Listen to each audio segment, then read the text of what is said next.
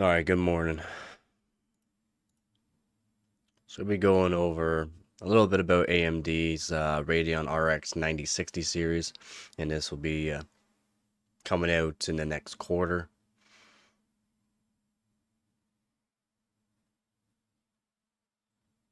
And this was fairly new by Toast, 1158. We'll be also going over other things in this live stream, but we're going to start off with the 9060.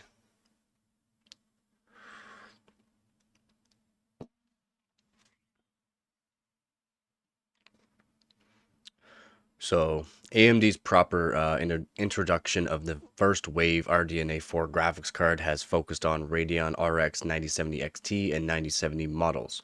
Officially due for retail release next week, March 6th. Apparently there's a bunch of reviews in that March 4th and or 5th, so we'll be definitely taking a look at that.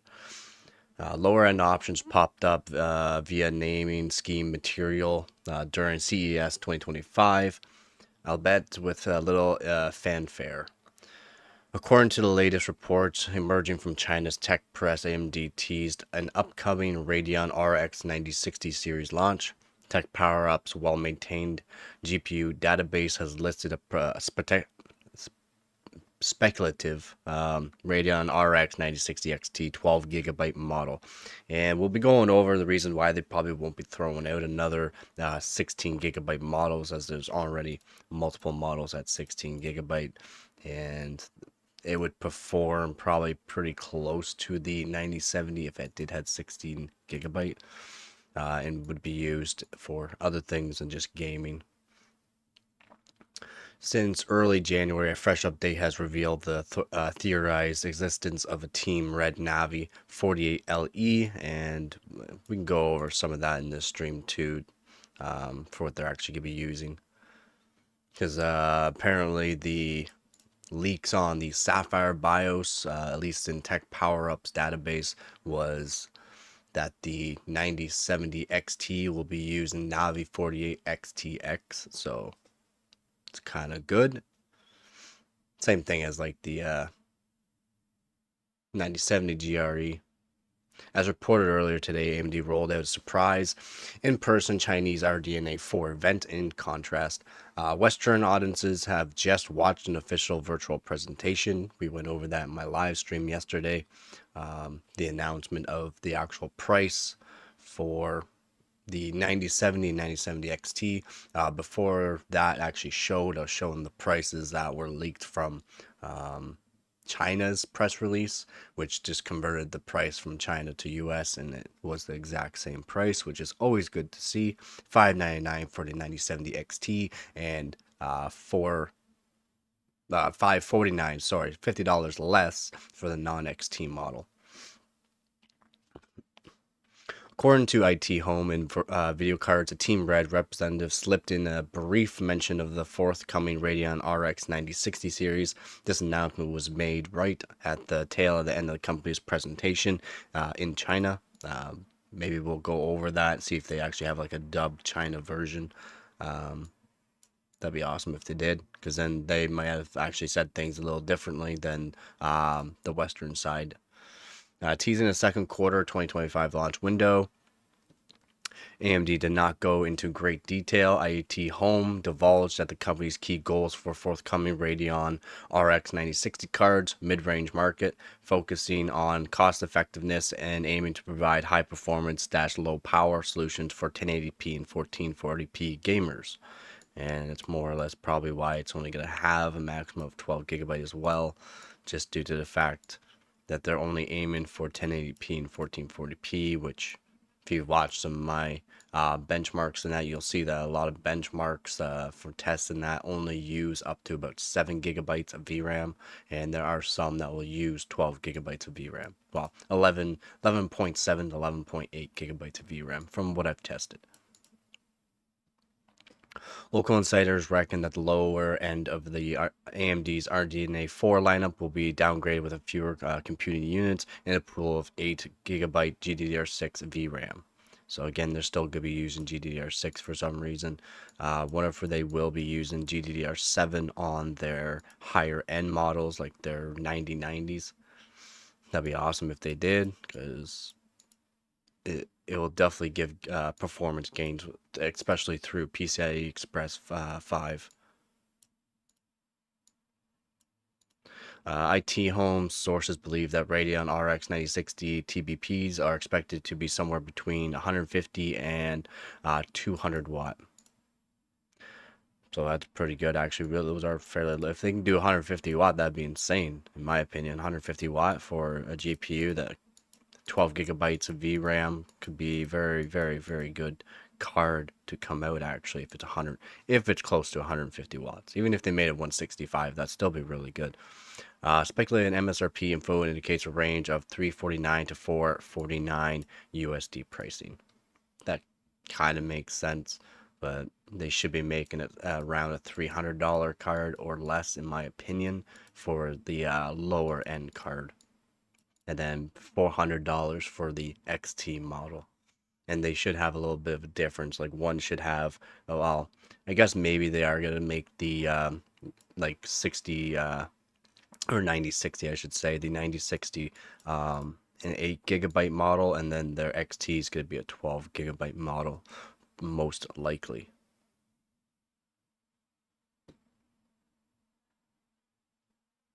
SK Hynix reportedly developing low-powered DDR5M. This is not low profile, it's low power DDR5M memory, more power efficient than LP DDR5X standard.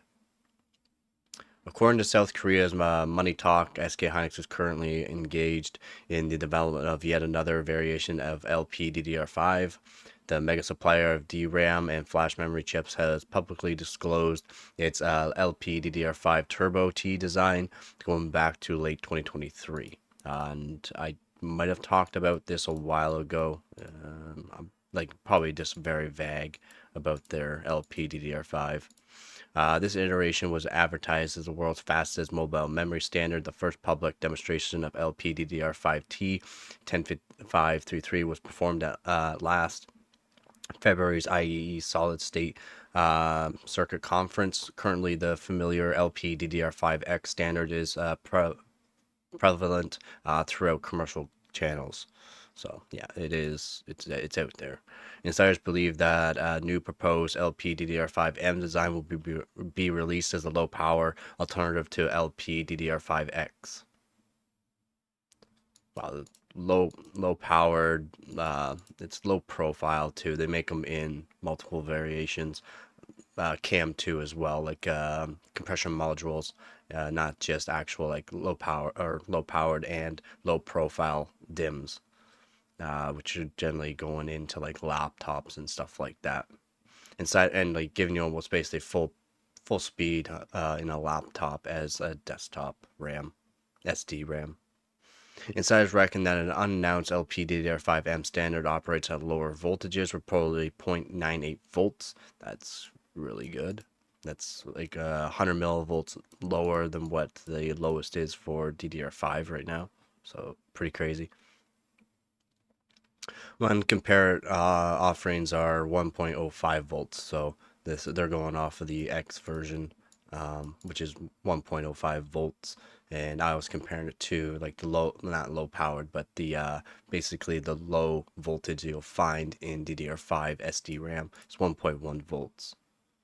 Given the nature of its acronym, the low power double data rate, this memory type was first devised with efficient operations in mind, ideal for mobile applications. Again, this is generally for laptops more per se, but they're putting it in also like mini desktops as well.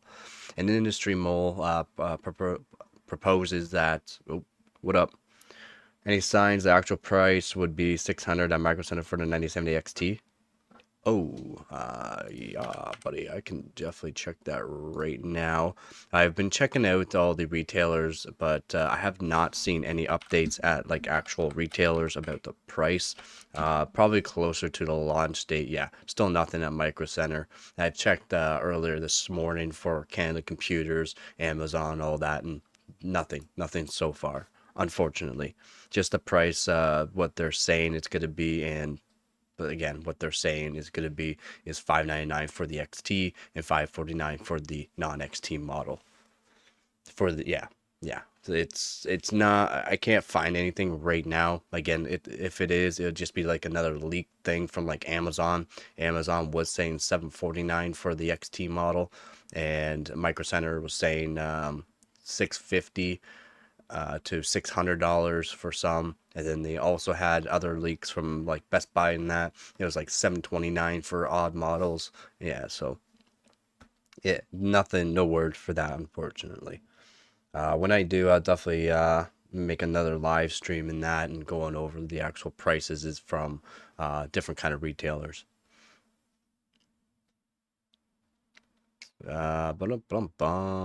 As fortification and diversification of SD Hynix's strategy that already encompasses LPDDR5X and LPDDR5T. Tipsters posted that LPDDR5M memory is destined to feature inside next-gen smartphone devices with onboard AI capabilities. I don't know. I'm not sure if phone. I don't keep up to date with phones. I keep up to date with PC hardware. Um, I do know a bit about phones just because they are basically a PC, but I'm not sure if any phones nowadays have AI capabilities on it already or not. If they didn't put any new chips into, like, I know there's Qualcomm, I know there's, Snapdragon, which is Qualcomm, ARM based. There's a whole bunch of different kind of CPU manufacturers that actually do um, mobile stuff, but I'm not big into it. So Power Color Radeon RX 9070 XT Hellhound Spectral White design. We went over this leak actually. Um, Card looks really, really good. Power Colors Radeon RX 9070 XT Hellhound model is a known property in terms of its visual presentation due to public unveiling at CES in 2025, as well as render. Some of the cards in CES 2025 weren't shown that will be actually sold as well, so there will be a lot of new cards to look forward to. As well as renders appearing online via official product pages. The Taiwanese manufacturer has decided to update its custom graphics card designs for AMD's incoming RDNA 4 generation. For example, the flagship Red Devil family is also refreshed for 2025. Oh, nice. No, that is already 2025, so I'm not sure why they're going to be refreshing it for 2025 when it is 2025. Not unless they just literally started the manufacturing for their Red Devil family. Like if they did, we're gonna get some really new, fresh cards right out of the factory for the 9070 XTs and 9070 models. That's awesome.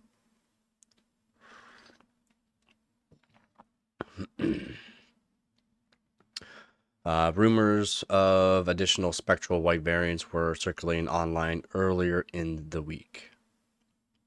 Chinese market exclusive Power Color Radeon RX 706050 GRE Reaper models were launched very recently, complete with a spectral white option. Following this official launch, video cards picked up on its inside track information pointing to the possible pale variants of forthcoming RDNA 4 based Red Devil cards. Days later, another Power Color leak has unearthed an unannounced spectral white SKU, albeit in Hellhound flavor. Ooh.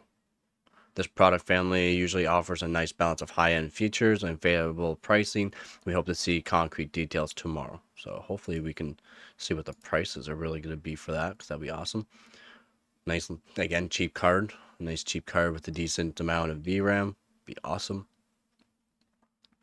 The leaked Hellhound card seems to feature an almost all-white aesthetic, extending to its PCB design. Ooh, so even a white PCB, that'd be pretty cool. And an IO bracket. No major surprises were just also, yeah, even the IO bracket is also going to be white. So that's pretty cool. They're doing like a pure white. No major surprises were disclosed in video card report, but they noted a potential absence of RGB lighting zones. So maybe they're doing the cool white kind of LEDs, but it's not gonna be RGB LEDs.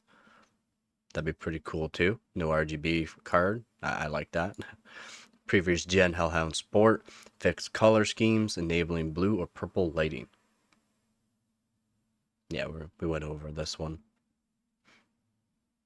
Everyone's doing the blow through. Again, very smart choice to do.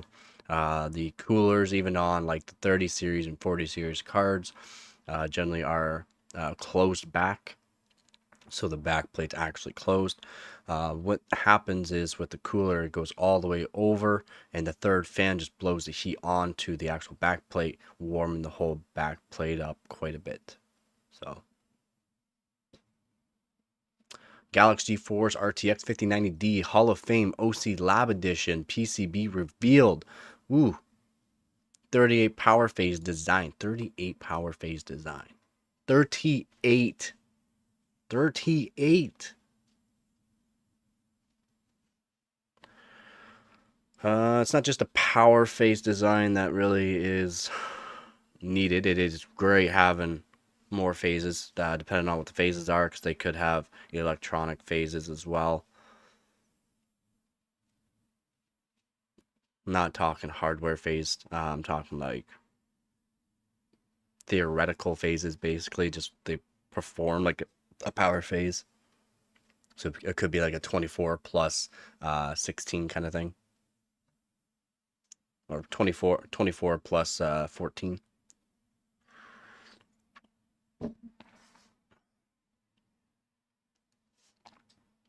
So again, this is by Toast, a formerly doormat member of China's Chipel. The discussion board has resurfaced with a major Galaxy leak. They claimed ownership of a pre-release GeForce RTX 5090D Hall of Fame OC Lab Edition. Even the name just sounds good. OC Lab. Edition graphics cards, the Hong Kong-based AIB did not update its Hall of Fame series with the flagship Nvidia Blackwell. Dang. So it is going to be basically, it's going to be the same. GPU silicone in time for the last month's launch. The highest end offering arrived in the form of GeForce RTX 5080 Hall of Fame Lab Plus X SKU.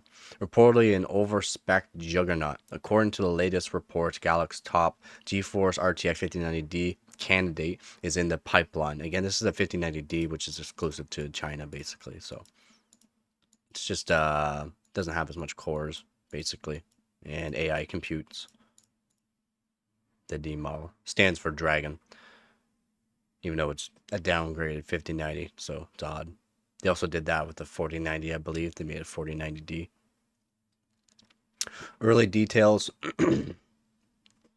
Early details indicate an impressive feature set. The manufacturer is well known for its selective methodology. GPU industry watchdogs believe that the incoming flagship utilizes only the very best pre-bin GB202 GPU dies and GDDR7 memory modules. So we're definitely going to be hopefully looking well above 14,000 megahertz on the memory then, if these are well binned memory modules. Because even the cards right now with the GDDR7 are hitting that, so they should be able to do 15,000 plus easy. We'll see. I mean, it's fast. That's fast. It's really, really fast. Hey, what up there, Hart? Despite it fitting of elite tier parts, and should talk about the Galaxy GeForce RTX 5090D Hall of Fame. Not a lot of people maybe know, but these cards are generally way over spec'd. I mean, way over spec'd for what they are. So they are generally made for enthusiast overclockers that just love these cards because they're so over spec'd generally. Hey, not bad, man. Just morning coffee and going over some more news.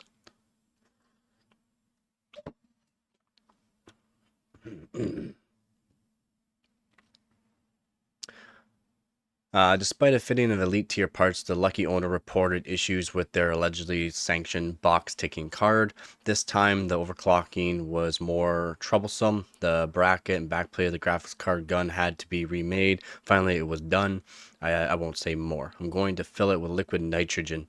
Exactly. These cards are, you're gonna be stripping them down, putting them on like a chilled water loop, and or putting on a dry ice pot or liquid nitrogen pot, and just getting as cold as you can and being able to utilize the function that they actually put in these cards to get the best overclock possible. And yeah, they're equivalent to like EVGA's top of the line cards and or better than the top of the line cards. And they're generally like a white card too, which is pretty nice. Really thick PCB. Video cards believe that Galax has sent preview samples to local overclocking specialists, minus finalized air-cooled solution attachments. So they just gave the PCB to go over, which is nice. You don't, like, if you're going to be going over the card, you're going to be taking it apart and seeing what they're actually using for each component. Because top-of-line stuff is, like top-of-line cards like this, going to use top-of-the-line SMTs or capacitors and stuff like that, and memory as well. Which I do believe it's going to be Samsung memory. I do believe it's going to be Samsung from everything I've been checking over with the cards, like the 9070s, well, not 9070s, sorry, the 5080s, 5090s are using Samsung from the cards that I've seen. So I'm not sure if they could be using different memory modules or not, if Micron or any other companies doing GDDR7 as well. As disclosed by the Chappelle member. And this is the guy's name. Earlier evaluators appear to be experimenting with liquid cooling. Of course, I would be doing the same thing. I'll be trying to get the best records I can with the new products. A photo of Galax GeForce RTX 5090D Hall of Fame OC Lab PCB design was shared on the forum, showing a grand total of 38 high-quality power phases. Never mind, so it is high-quality power phases. It's not any fake ones out there, which you can get, like I said, like a 16 plus 12 or 16 plus 16 power phase, which is not a real, true quality power phase. The GPU die is surrounded by 26 of these units, while 10 are positioned closer to the card's VRAM. Ooh. So steady. Okay, that's really good then. Because they're spreading around the heat too, doing it that way. And another 2 are located nearby a single 16-pin power connector. Yeah, okay, so they did not put them in a row like you generally see on a PCB on the GPU. They actually spread them around. Generally, they're in a row being cooled by the cooler. So they must have a really fancy cooler for this. Maybe that's why they didn't want to ship people the actual cooler as well, because that way they can't be like, whoa, this is really cool, and show it off when they don't want to be shown off right off the bat. So that makes sense too, because that's odd how these are all shifted around. 26 of them are probably in a row close to the core, 10 of them are positioned near the card's VRAM, and 2 are straight by the 16-pin power connector, which doing it this way would help cool the actual card, because cards have a lot of copper in them. Like they may be epoxied plastic, but it's a lot of copper in these cards, like quite a bit. So as you heat up one location, it's going to spread out. But if you can spread out the heat amongst the whole card, it'll be actually easier to cool, and it would actually probably do a lot better voltage to the core and the actual VRAM, which I haven't checked the actual voltage for the GDDR7 modules yet, but I will definitely be checking them out. GDDR6 is like 1.2 to 1.25 volts, and GDDR6X is 1.3 to 1.4 volts, I do believe. They are different. GDDR6 is non-ECC memory, and by Samsung, Micron, and Hynix. And then you also got GDDR6X memory, which is Micron, which is ECC error correcting memory. So yeah, that's awesome.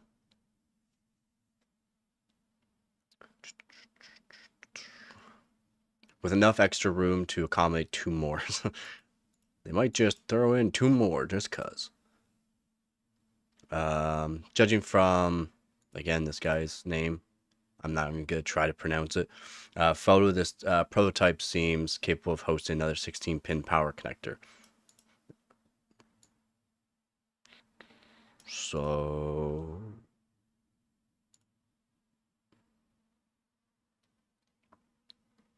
yeah, correct. Yeah. So they do have a 16 pin here, which is just, it's technically 12 pin. 4 pins are for sensors. 6 pins are for ground. 6 pins are actually for the voltage.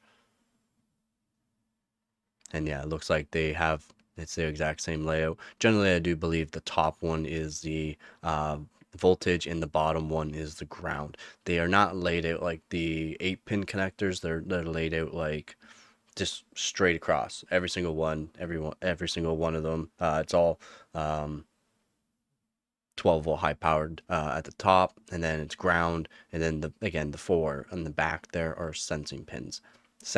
Apparently they're not working very well. But yeah, it looks like they do have room for another one, which would be very good to have, especially like on a 5080 with no power limit and voltage mod on the core, because it will be a very, very hefty card. This though, what do we got here? What the hell is that?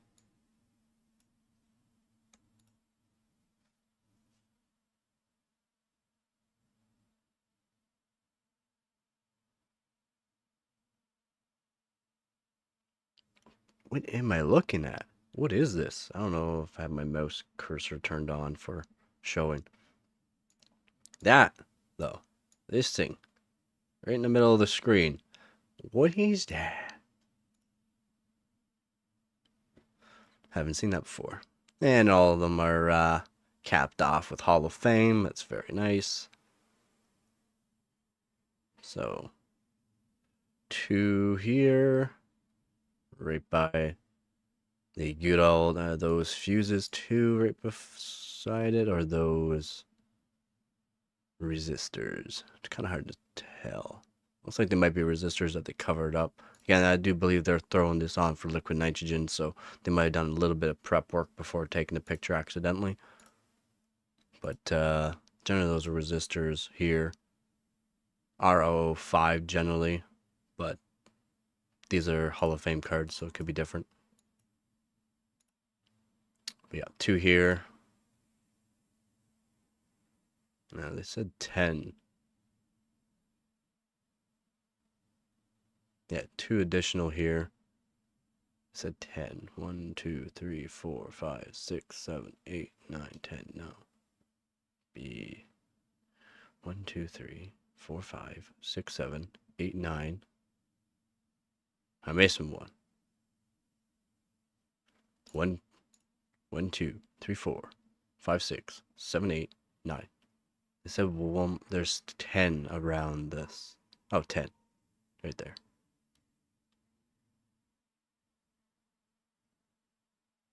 That's a lot. It's just filled with power phase. Filled to the brim. More power phase than 2 cards, basically. Again, like I said, it was probably going to be a white PCB. It is a nice white PCB. Hall of Fame at the bottom there too. Still not sure what that is. But 38 power phases. Again, they're all capped off here. It's the Hall of Fame, HOF that you see here. Yep. And they said there's a spot, looks like additional spot. You can add 2 more, which probably, I'm not sure if anyone would just throw in 2 more just because it's so overpowered. Like it's so overspec'd for what you need. Like how many? I have to check out what they're like actually using for them to see how much each individual actual power phase here that you see is actually like what it's rated for, and see how much like wattage and that you can actually throw through this thing. In amps, more or less the amps though. See how much each of these you can actually do. So I really want to check. Using 2R2 giant resistors here. Giants. 2R2s here. Which is 2.2 ohm. These are 2.2 ohm. 2R2. 2.2 ohm. 4R7s.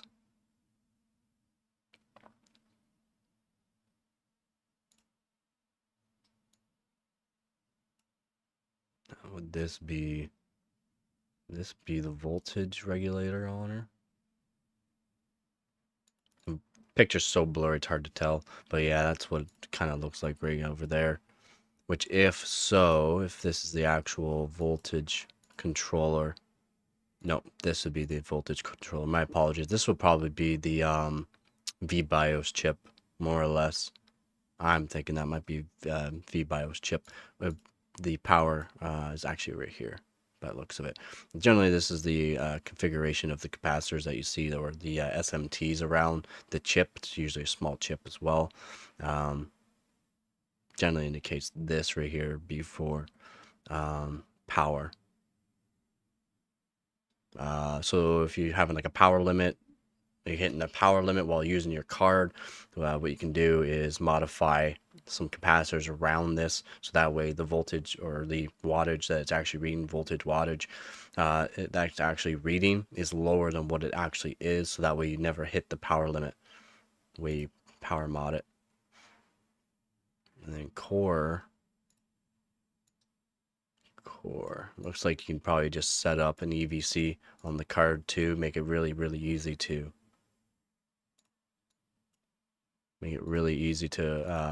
add voltage in just using an EVC. But there's some spots on this card like this, like I'm showing in the middle of the screen. I'm not sure if anyone knows what this actually is on this card. Let me know. I'll probably search more of it later, but I am really not sure what that is. Is it a light?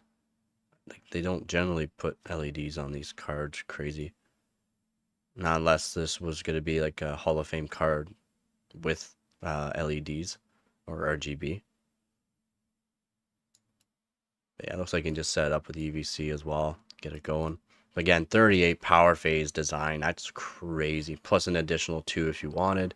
Again, singular 16 pin 12 volt high power connector here, and then an additional spot for an additional one, which they probably will be doing if they're going to be putting this thing on liquid nitrogen. They probably will add in another one. Crazy. And then we're going to look at GPU pot. That's what that is. This thing right here, GPU pot. Pretty cool.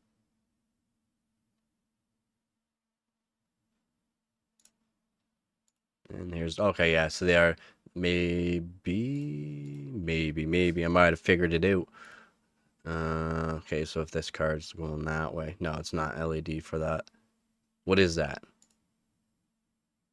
What is it? What is it? What is it? What is it?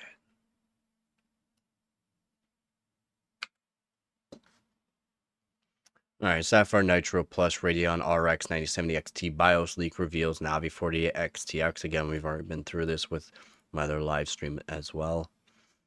Sapphire's Premium Nitro Plus Radeon RX 9070 XT graphics card model was the subject of several leaks in the recent past.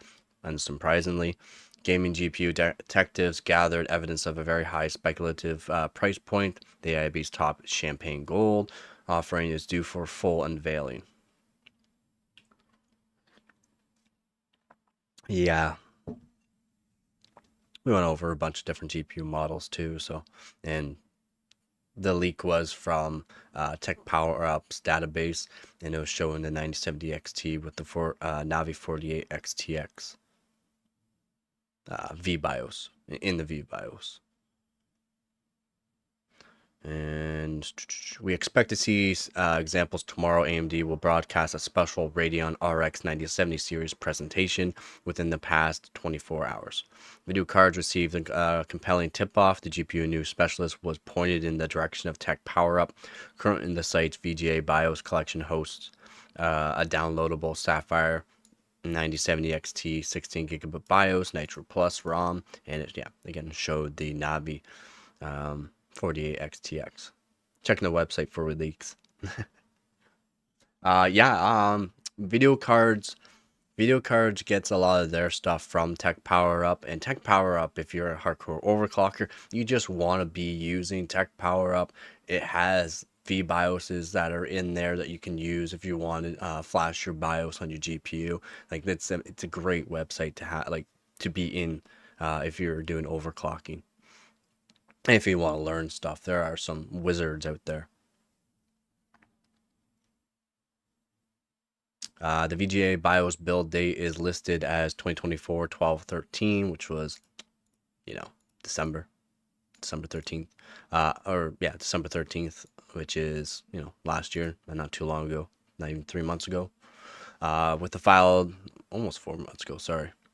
With the file becoming available to download roughly 2 days ago, February 25th. Video cards highlighted interesting BIOS internals information, namely the mention of Navi 48 XTX GPU variant since CES 2025. AMD and its board partners have kept quiet about finer RDNA 4 details, but insiders and leakers have noted the existence of the generic Navi 48 GPU. Tech Power Up's GPU database listings of AMD Radeon RX 9070 XT 16 GB and RX 9070 16 non-XT 16 GB as well are officially updated, reflecting new information sourced from pre-launch VGA BIOS listings. Again, they'll be launching March 6th. So we should see from the big guys out there, like the big YouTubers and content creators, some sort of performance, and if they're actually finding them at that price, we'll have to see. The incoming flagship seems to utilize the Navi 48 XT GPU variant. No, not 48 XTX. Well, yeah, that's XT, that's XTX. Well, its non-XT siblings supposedly based on Navi 48 XL. The video cards has heard whispers of a non-gen Navi XTX-H. Industry moles have linked this submodel to a supposed higher-end 32 gigabyte RDNA 4 card. Ooh, I don't know how that would. It's like just not sure how that correlates to it being a 32 gigabyte card. That's not how Navi works. It's not memory based. It'll be core based, architectural based. That's what I don't get on that, but that's okay. TPU's GPU database also includes to an AMD Radeon RX 9060 XT GPU just updated with a Navi 40 LE design. And this is the Sapphire model. It looks like it's not blurred out. Nice. Okay. So the VBIOS, you can just read here. The date again, December 13th, 2024. VBIOS size 2048 kilobytes, and we can read through some stuff on that. And it looks like GDDR6, memory clock 0, GPU clock 0, memory size 16, PCI interface PCIe. Again, they're just not specific of if it's 4.0 or 5.0. So odd there. It's just, yeah. I guess maybe they can only say so much. And we go over this. We've already went through all this before over on Tech Power Up's website. A few live streams ago now. We went over all that. First listings of AMD Radeon RX 9070 series equipped with pre-built PCs spotted, starting at $1,750. I want to know where this is.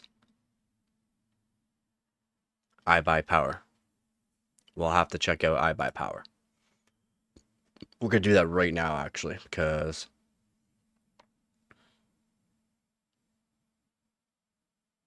I want to know how much they're upping it.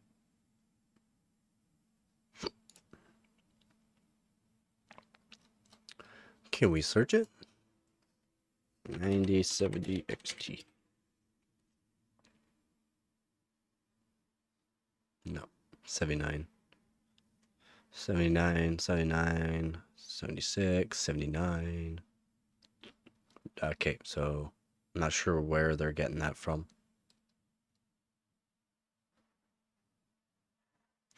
I'm not sure where they're getting it from.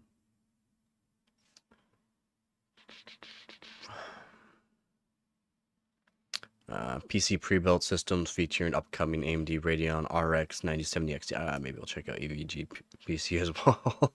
Might as well. We might as well check it out. See what they actually have anything or not.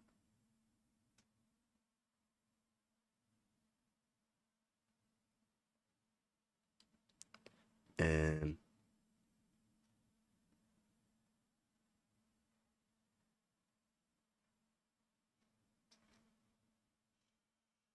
the Reaper system. So they're using the Reaper graphics card.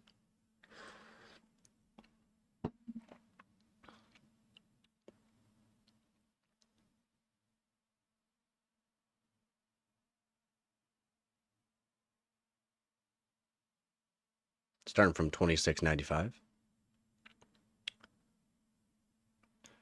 I saw something about the high-end XFX model was about $750 in China, excluding VAT. Oh, really? Where's this showing? Because I'm pretty sure I went over that one too. That was being shown in Amazon, was it not? I do believe XFX is making a model that's overclocked from factory as well. Yeah, 1750 for the iBuyPower one.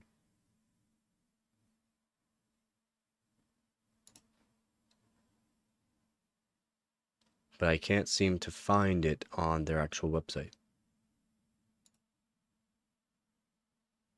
They didn't show a GPU with it.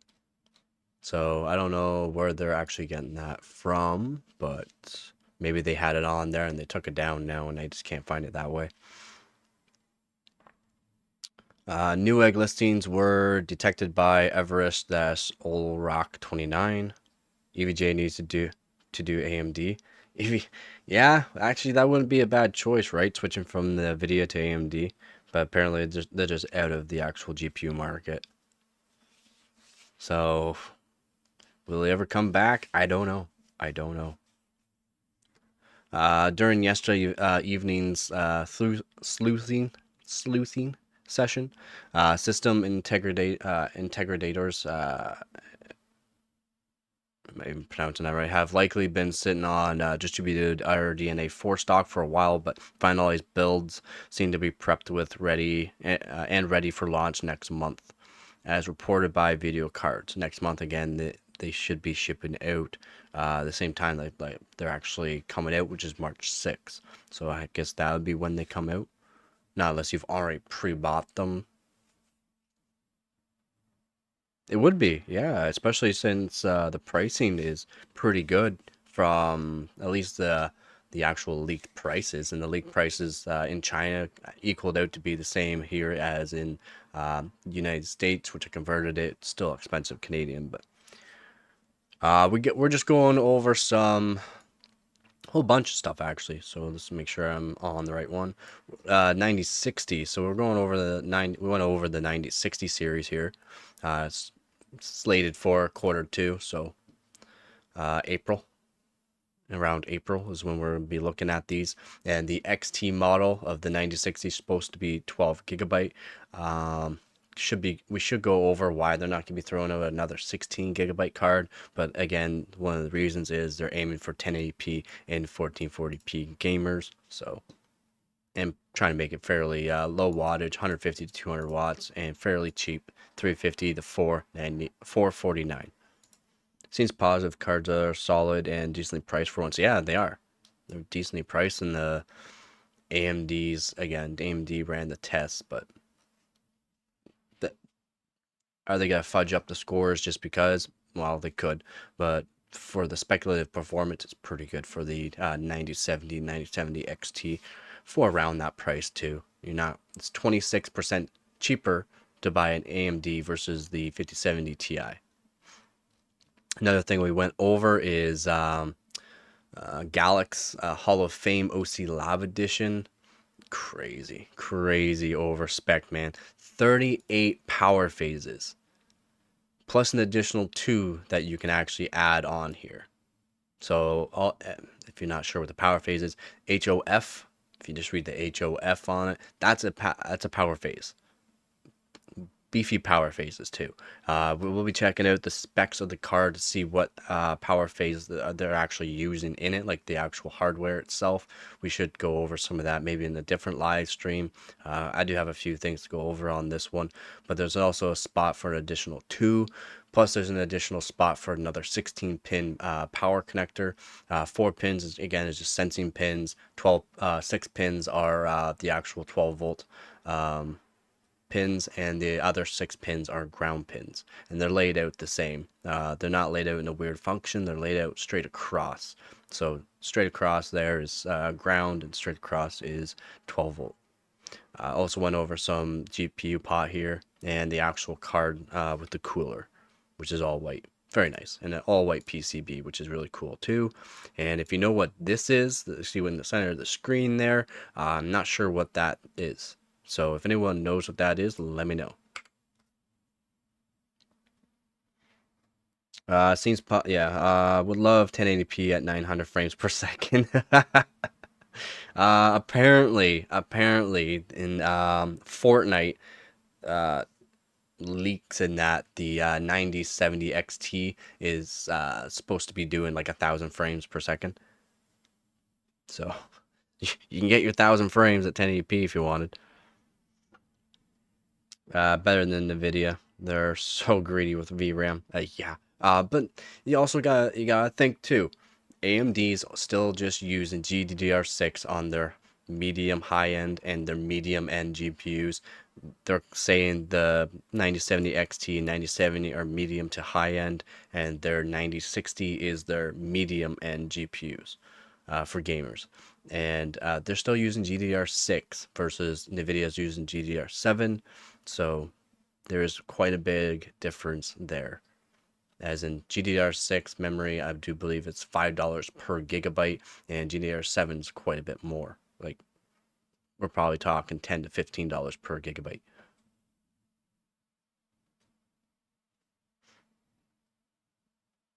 I would assume white would help show where the card stays the hottest over time. I never thought of that too. Maybe.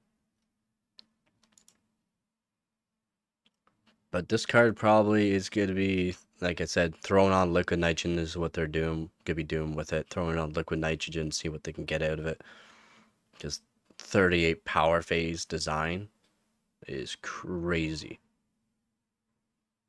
and it's a really weird, like, great layout. I think 10 of them around the VRAM, and 2 over here by the 16-pin power connector. Very smart way to do it. Distributes the heat as well instead of having them all in a single row. They do have them in a row, but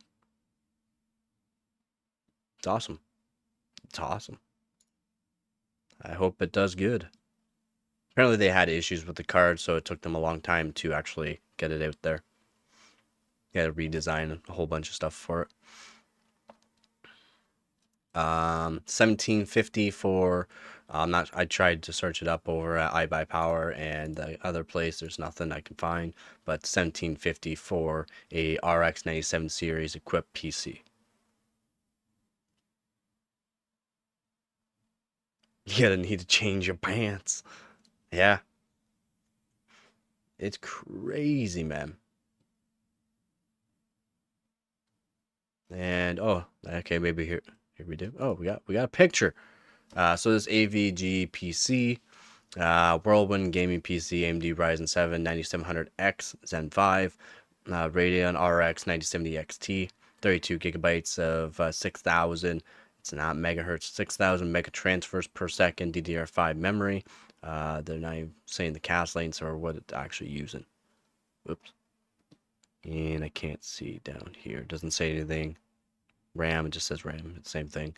1 terabyte NVMe, 60 millimeter AO cooling, 60 millimeter, 360. Yeah, you can see a 360 up here. Not, they gotta change this, or they just put it up there just to be a leak of some sort. But yeah, 360 millimeter AIO liquid cooling, Wi-Fi, you know, all that good stuff. Tempered glass case, white, Windows 11 Home.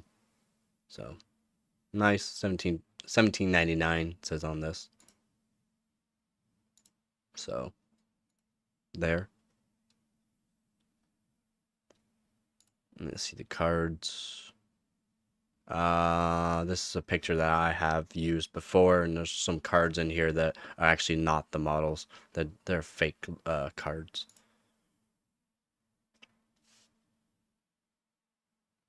This reminds me of the FX90. Yeah, big hype. Big hype for a very toasty CPU. Very toasty. Toasty.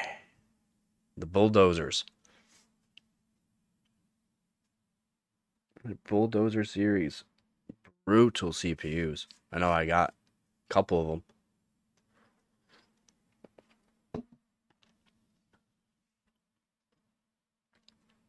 Oh, Valve Deckard VR sets. Yeah. I heard they're making a VR headset. One you don't even have to plug to a PC, so it's all on your head, all the hardware in that too. So, $1,200 price point. I'm not gonna be going over this. I'm not a VR person, nor do I really care about. Not unless you can overclock it. Could we? Could you overclock it? They're not really saying anything in specs. Nah, so no specs. Super excited for the XT. Hoping I can get a Red Devil. Yeah, man, they're awesome looking cards.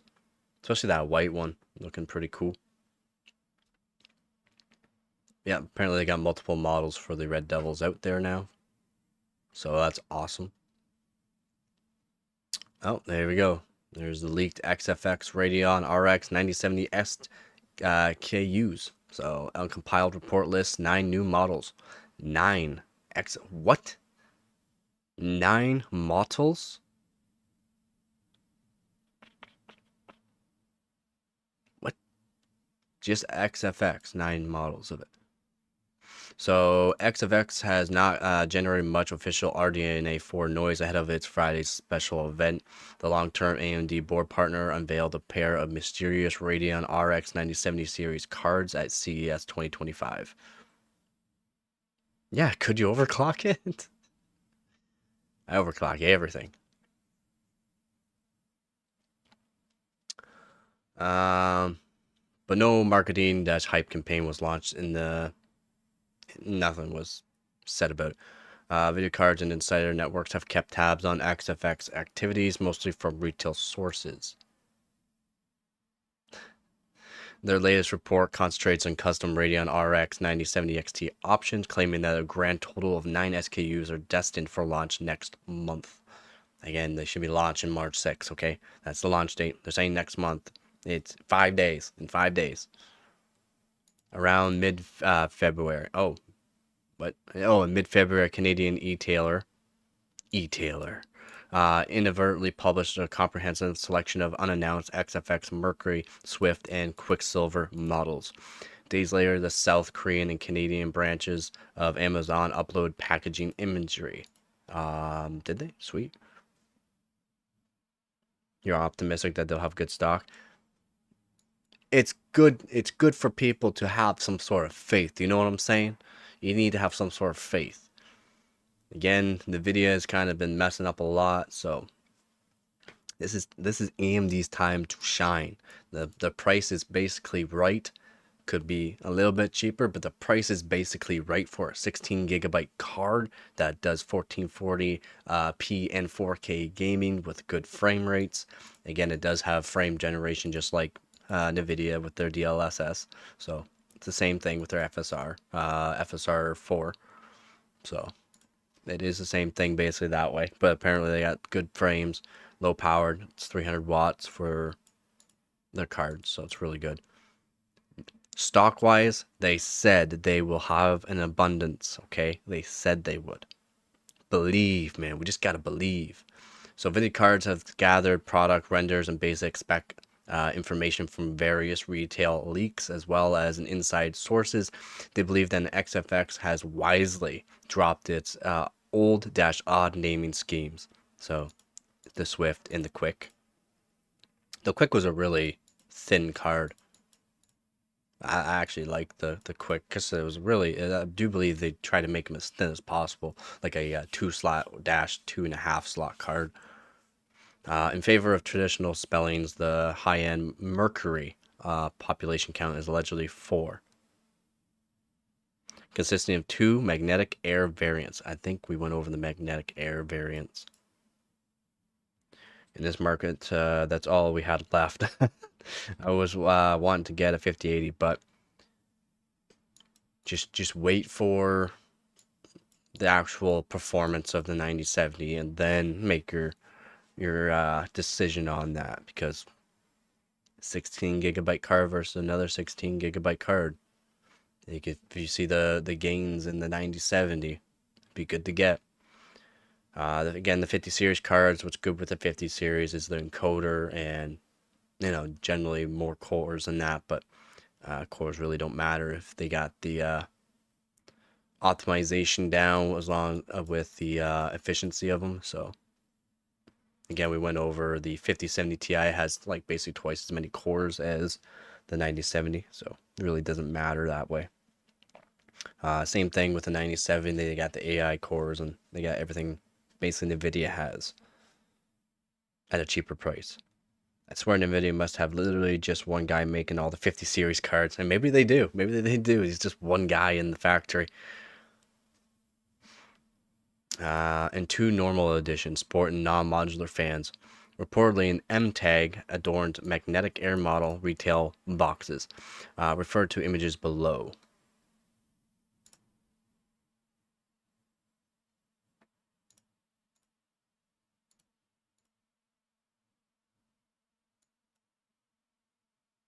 I don't. Do you guys see the M? Oh, M. Ha! I see it. It's right by the 16. So this one's not a magnetic air. This one's a magnetic air OC OC. I think that says Ultra RGB, and then it's got the M. I think it says magnetic air on it too. Oh, dang, is this the card you were talking about? No, you're talking about the Hellhound.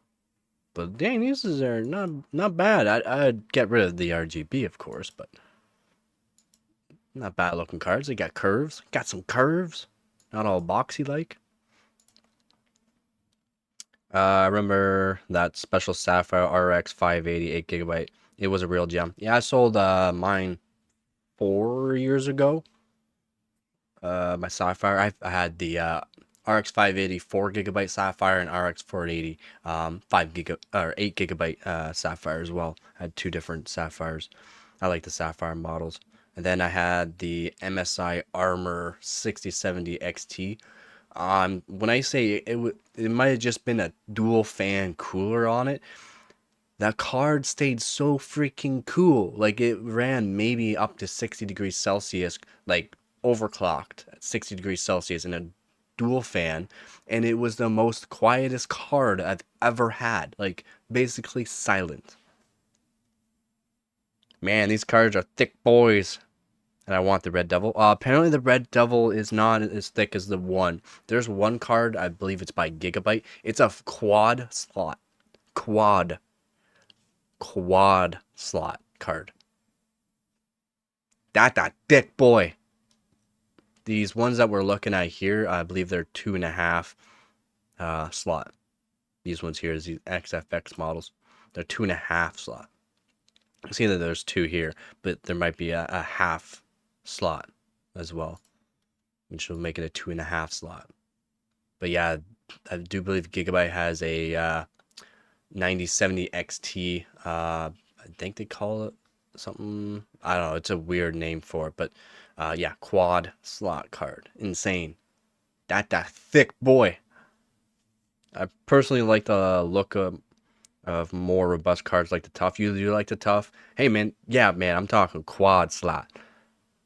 Quad slot. I went through this in another live stream. I'm trying to find it again. It was on videocards.com, but I cannot seem to find it anymore, which is odd. I like went over a bunch of graphics card models. There's a lot of 2.5 slot cards and a couple of 3, and then there's that one quad slot.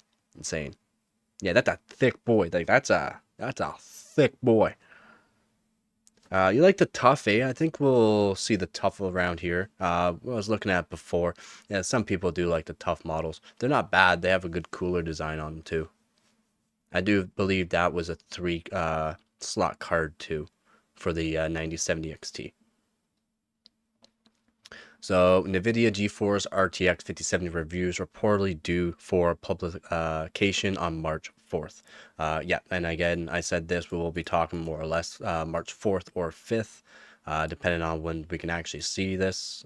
Probably March 4th. Definitely take a look, see if we can see what the specs are and all of that for the 5070. How many fans are on that thing? Jesus, 4 apparently. No, 3. Sorry, there's only three fans on it. Just oversized fans, I believe. Same thing with another card that we went over. It had oversized fans on it, and the fans, the middle ones spun a different direction than the 2 outside ones, which in reality, it technically makes the card not as loud, which is nice.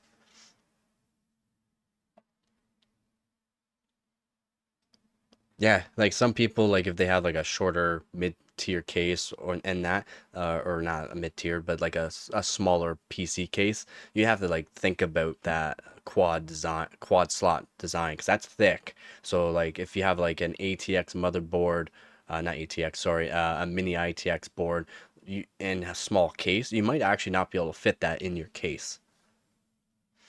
If it's going to be thick, I want whooping layer PCB, crazy copper molded heat sinks, and some interface for probing. Probably not on those cards. I'm not sure if Gigabyte's gonna be making any cards for overclockers. It was EVGA.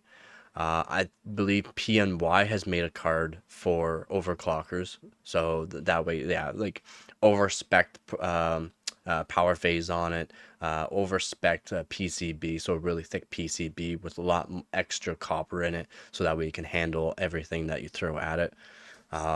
And also like different, it might not come with a 16-pin power connector, but it might have a slot so you can add your own, and it might have a slot for an EVC so you can do easy connection for overclocking.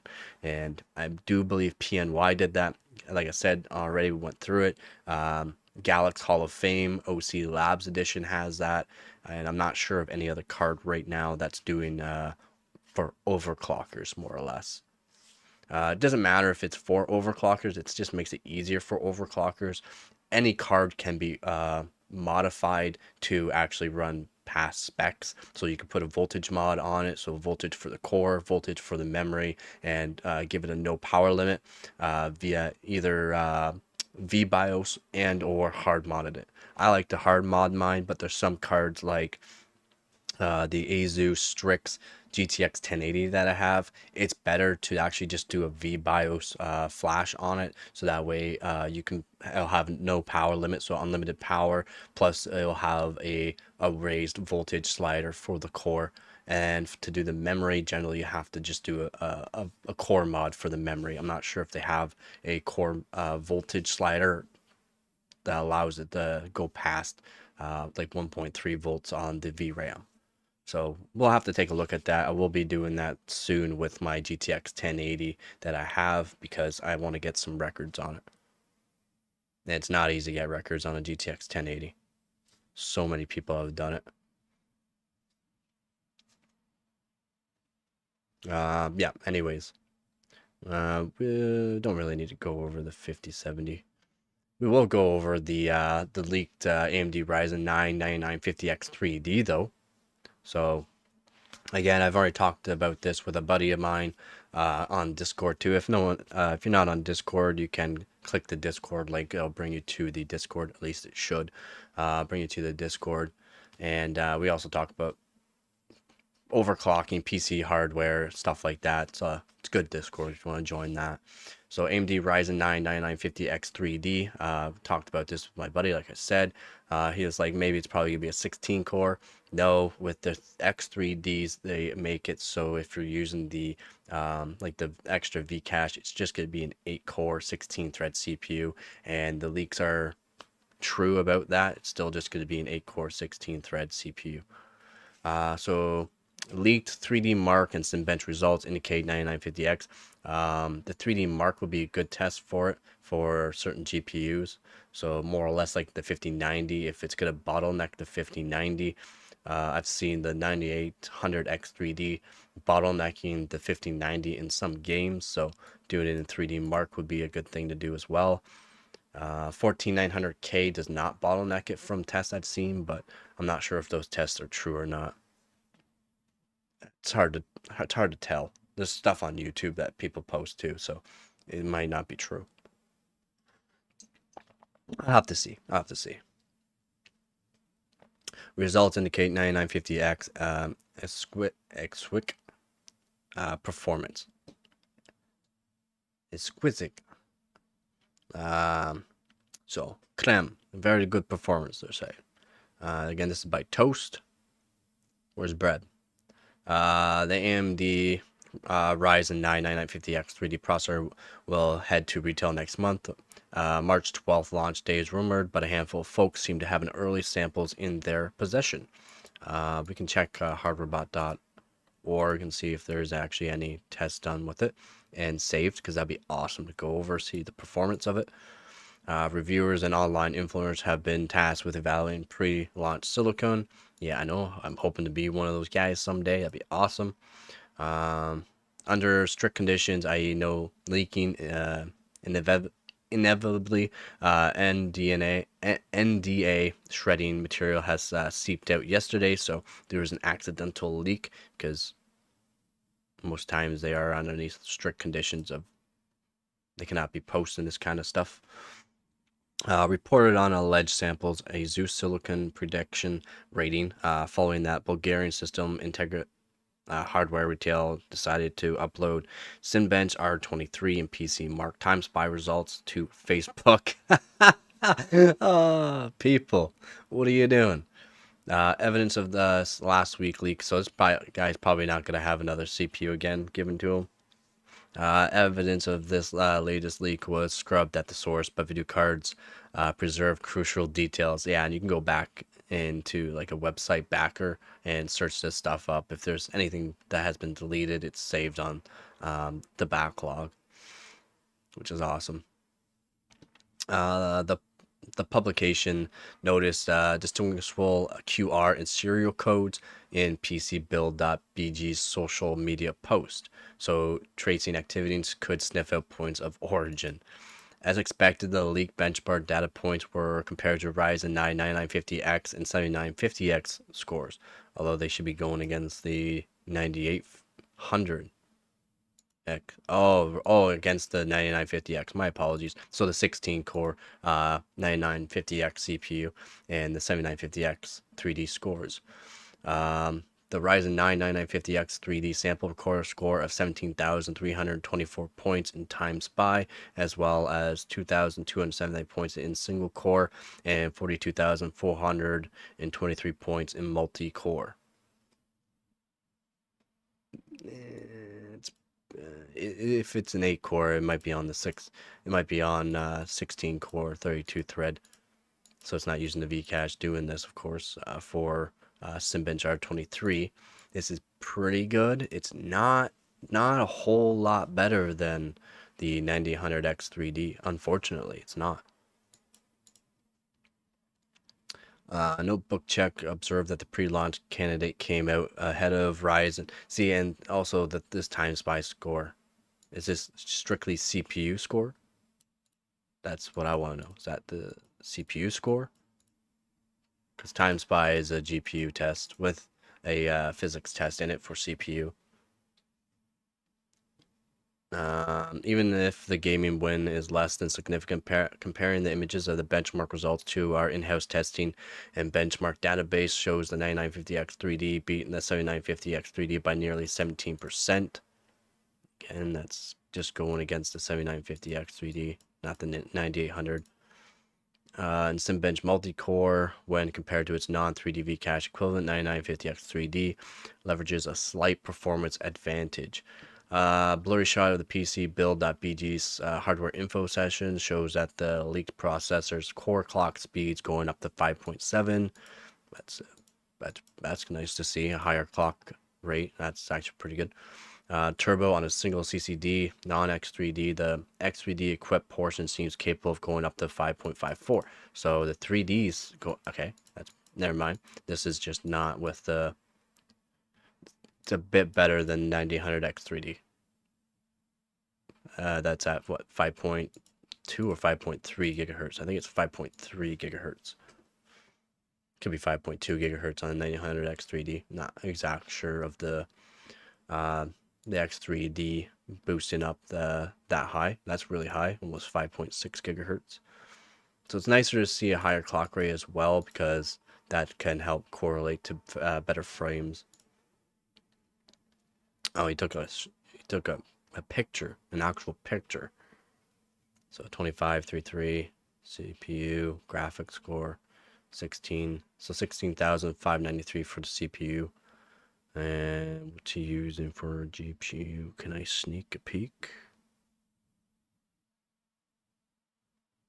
5070 Ti by the looks of it.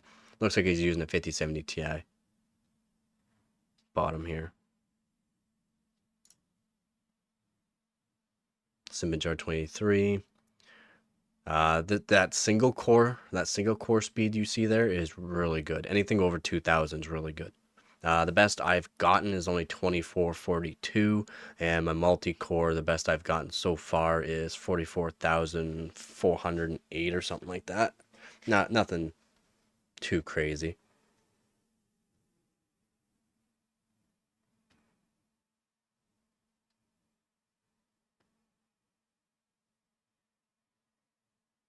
So maximum 5.7, 5.54, 5.54, 5.7. So 5.54, that'd be on the 3D side. 5.7 on the non-3D. It's pretty good. That guy, though, is probably never going to have a sample again. That kind of sucks. And yeah, we'll be going over the TSMC 2 nanometer wafer output. So they were going with 3 nanometer, not TSMC, but AMD was going with the 2 nanometer. Or is that the 5070?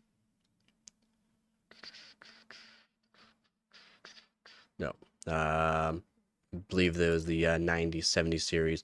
We're going with the 3 nanometer, but then they went straight to 2 nanometer due to the fact that the yields on the 3 nanometer were terrible, apparently.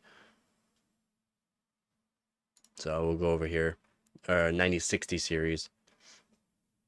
So we'll go over this because this is going to be part of the live stream. I've just been reading too much on the other stuff.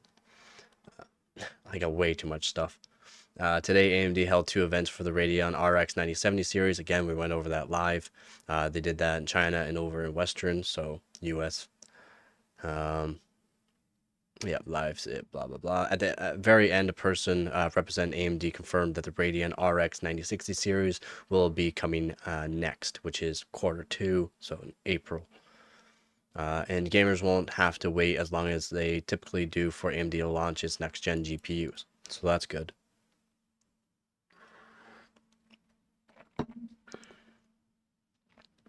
Since there wasn't an official stream, given that the event took place before the official embargo, we only have a video from one of the attendees with rather low audio quality. However, it is said that the RX 9060 series will launch in the second quarter, again, April. Please note to April, the second quarter is, April up. Please note to verify we took the chip from the original video and translated it using AI. Okay, so they already did it. They did it through AI. With the highly anticipated new release, what players are most concerned about is when exactly they will be able to purchase it. Oh, right. I almost forgot to mention an important point. Our exciting new products will officially go on sale globally on March 6th. But our friends in China are truly fortunate. Tonight at 10 p.m., our top partner, JD.com, Remember, this is translated using AI, so will have the product available for purchase. Hurry up! Not done yet. When we enter the second season, we will continue to launch our latest 9060 series products. Are you looking forward to it?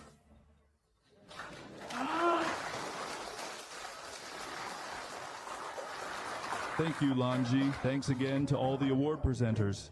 Please take a break off stage. Thanks all the audience. Please back to your seats. please back to your seats.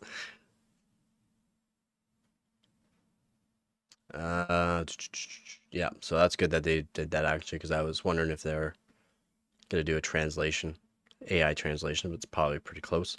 The RX 9060 series, presumably based on the Navi 44 GPU, will compete with the GeForce RTX 5060 Ti and 5060, which are launching in April, second quarter. One should expect sub 200 watt GPU designs and sub $400 cards. Perhaps AMD will undercut Nvidia once again, assuming that it will be the green team that launches card first. So Team Green is going to be launching card first in the second quarter. Yeah, they're making it 128 bus. Blackwall, yeah, blah blah blah. Both made by TSMC. And it's saying PCIe 5.0 by what? I'm pretty sure they already said it's going to be by 16, but is it? Is it actually going to be by 16? Do you think it is? For their lower end cards? Well, their medium tier, they're calling it.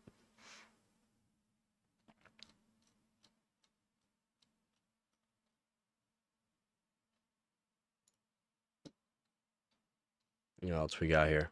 The TSMC. So yeah, again, the TSMC chips for the 2 nanometer, and that'll be for 80,000 units per month is what they're saying. So they're saying also with the 3 nanometer chips that they weren't getting a very good yield, and that the 2 nanometer, they just went straight to the 2 nanometer because their yield wasn't very good.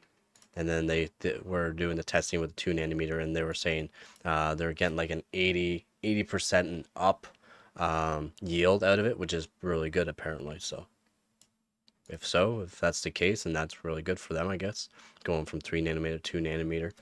That's a pretty big, jump in my opinion. Welcome to the Discord.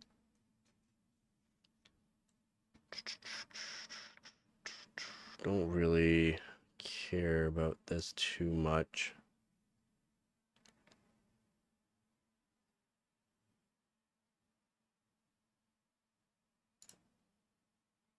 Look at that. Looks so cool. There's our facility. Apparently Samsung's getting a new facility built as well. So TSMC and Samsung make chips. But apparently Samsung's getting a new facility to do theirs as well. What we got? 9,800 samples. SP rating leaked. SP really doesn't matter. Not for overclocking. You can have a low SP and it still performs really good. 9070 XT sample reported scores 79, 31 points in firmware 2, close to RX 7900 XTX. Okay, this is something to look forward to. It only hurts those on PCIe 3. Yeah, and still not even a crazy amount. Still not even a crazy amount. Going from PCIe Gen 5 to Gen 4, apparently tests are like 4%. So it's not, yeah, not gonna hurt anybody.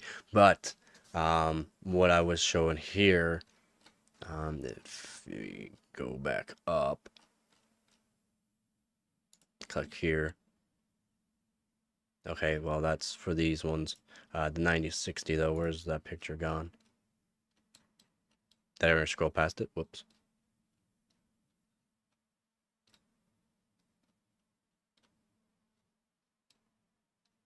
That was over here. Sorry, that was over here. So what I was showing here is that they're saying it's going to be PCI 5.0, but by what? Is it going to be by 16 or is it going to be by 8? If it's by 8, that can hinder some performance. But these are just for the 9060 and 9060 Ti and the 5060 and the 5060 Ti. They're not sure if it's going to be using the full PCIe lanes or if it's going to be marked down to a full 8 lanes. If it's going to be 16, then we'll get the full performance of everything. If not, it will be basically cut in half. PCIe Gen 3 to Gen 5 is only like a 4% decrease, but that's at full PCIe lanes. That's full PCIe lanes. So we'll have to see. Not sure when we're actually going to be getting the actual leaks and that on for these, because these are coming out in again April, sometime in April for the 5060 and 9060 variants. So we'll have to see if it's actually gonna be full 16. I hope it's full 16. Yeah, I've heard Europe is starting to build a location as well. Yeah, yep. Yeah, I do believe that's what they said their newest location is going to be, is in Europe. But yeah, Gen 4 GPU with 8 by instead of 16 don't do well on PCIe. Yep, exactly. Yep. I really hope so for those on older boards. Yeah, agreed. Same here. I'm on Z690 ORS Master. It only has PCIe Gen 4, but it's plenty for me. Definitely plenty for me.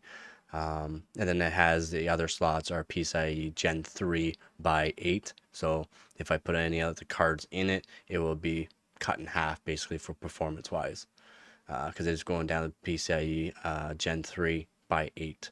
But what's used for that is, and what's good for that is the way these motherboard manufacturers, and my motherboard also has PCIe Gen 5 for NVMe, so I can use Gen 5 NVMe.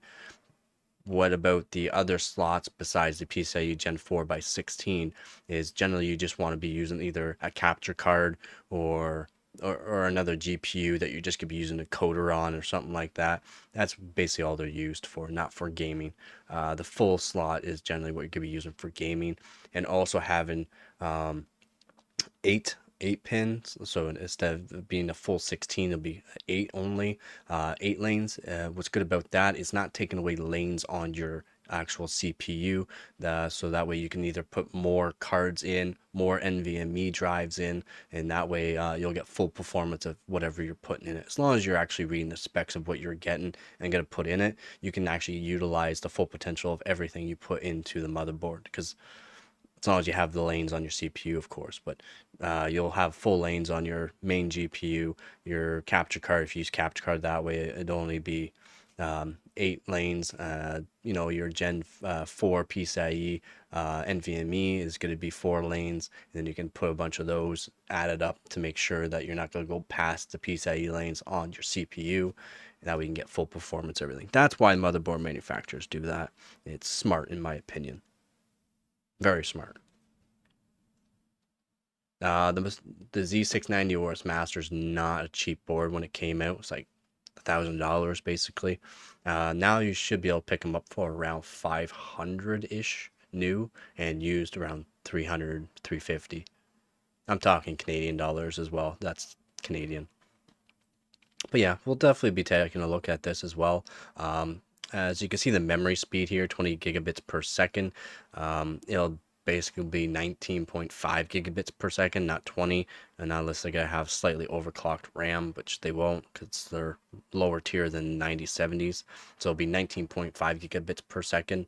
There are cards already like Gigabyte that has a overclocked model, so overclocked on core and overclocked on memory, so it does 21 gigabits, 21.5 I do believe, 21.5 gigabits per second on the memory speed, which is GDDR6 memory, and then the core clock is overclocked from factory, which is nice. One thing about with Nvidia though, they're using GDDR7, so their memory speeds is going to be 28 gigabits per second out of the box, no overclock.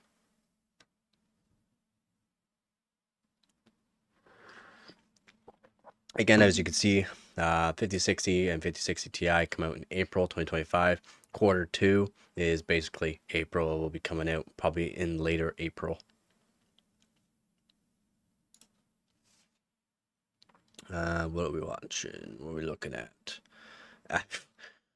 We don't do anything Apple here, by the way. I don't give a crap about Apple. I don't care about proprietary. I don't care about things like can't overclock. So if you use Apple and that, well, good for you. But yeah, we don't do that here. Heart, you can say whatever you want to say. Mac 6, Mac, more Mac. XFX Mercury Radeon. So we're going to talk about the Magnetic Air Edition model, which appeared on Amazon, and also I do believe we went over this on a live stream. I can't seem to find it anymore. That would be over on videocards.com. I can't seem to find all the models that I had before. So here we go, XFX Mercury, which is the Magnetic Air Edition. Again, we went through on the retail box, it will have an M on it, generally beside either if it has RGB, what speed it's running at, and or the actual VRAM, so 16 gigabyte VRAM, and if it has an M beside it, that would be it's the Magnetic Air Edition. Again, this is by Toast. This is a bit older, but something I haven't gone over yet. So generally my stuff I've been going over lately is like a day old or 2 hours old. I try to get it out there quickly. Amazon Canada has listed 2 new XFX Magnetic Air Edition designs within the last day or so, as discovered by VideoCards Overwatch. So videocards.com was the one that actually saw it, and I went over that. Midway through last week, the first signs of these premium customized AMD RDNA 4 graphics cards appeared online, courtesy of another Canadian leak. Let's go us! Let's go! Within the same time frame, XFX registered its XFX Radeon RX 9070 XT Quicksilver Magnetic Air D6 16GB. God damn, that is a name. That is a name. Holy moly. He's like the third king of the son of the last generation, basically.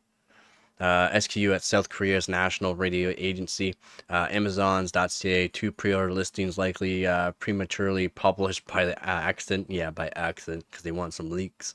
Puts out Amazon's name as well, right?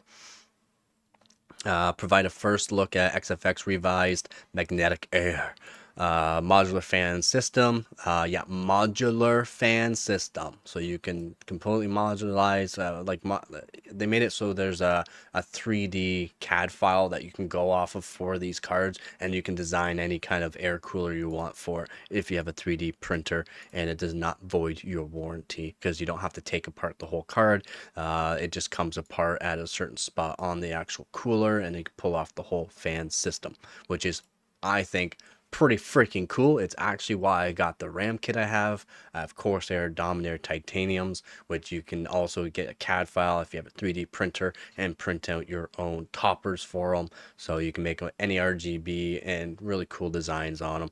You can just take out the connectors on it, and it works really good. Like the LED RGBs, you can just take them out of the actual topper, and that's cool. I don't have any topper on mine because I customize mine with copper, so I just keep them the way they are, so that way the air can go in and hit the ICs better. The Mercury Radeon RX 9070 XT OC Magnetic Air Black and White editions appear to sport plenty of loud RGB lighting zones, contrasting greatly when compared to understated siblings design. They just need to make things like a bunch that are just simpler, kind of like what they did with the quick cards, which they don't. The Swift and the Quick got taken out apparently, so it's now the standard is Mercury. So it's now Mercury. So the Radeon Mercury 9070 XT Magnetic Air Edition seems to visually match with the manufacturer's premium black CES 2025 demonstration sample. So they didn't change anything from the CES in 2025. That was early January, like January 6th, 7th. Well, it went through, CES went through for like a whole week.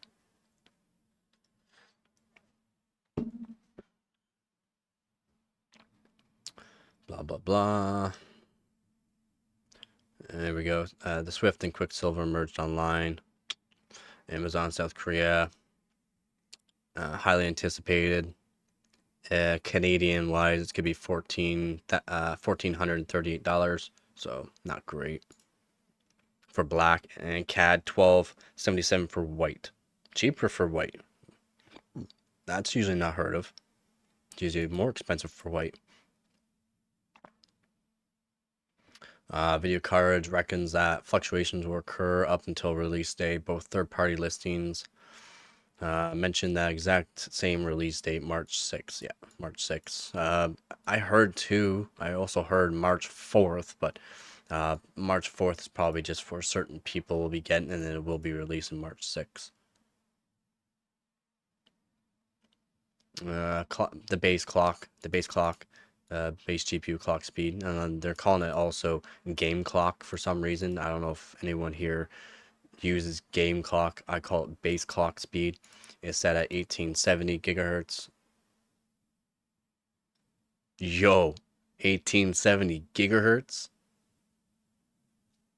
Let's go. We're in the future, boys. That wake up in the future or something? No, it's 1870 megahertz, 1.8 gigahertz, or almost 1.9 gigahertz.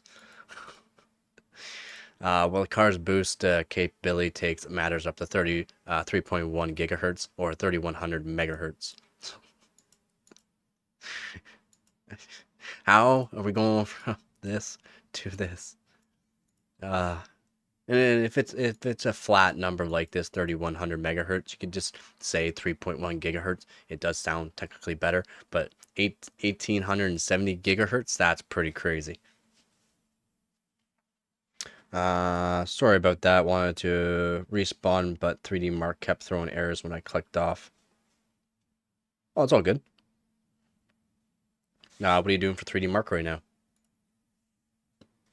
I do a lot of, like I said, overclocking. Last year I ended up being first place in my division in Canada, and overall for Canada for all divisions I ended up in 4th place. Right now for career overclocking I am 10th in 10th place right now.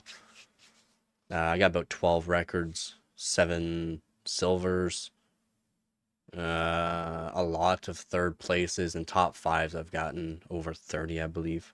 Top 5. And yeah, we might be able to OC it if it OC it to 3.5 gigahertz. Super excited. Really? Up to 3.5. From what I've seen so far, it's almost 3.3 gigahertz, basically 3.25 gigahertz, but I haven't heard anyone getting past that right now. So if it is doing 3.5 gigahertz, you should definitely let me know. I'm pretty sure you just joined the Discord as well. So again, welcome to the Discord. Definitely, if you're doing overclocking in that, we do have lots of pages where you can post overclocking, new hardware, old hardware, your systems, lots of those pages. Just click on that.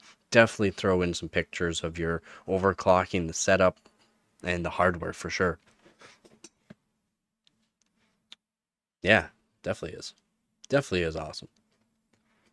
Described by Amazon's Canuck branch. 3 8-pin power connectors are present in XFX magnetic air products. 1 2 1 2. That doesn't... What?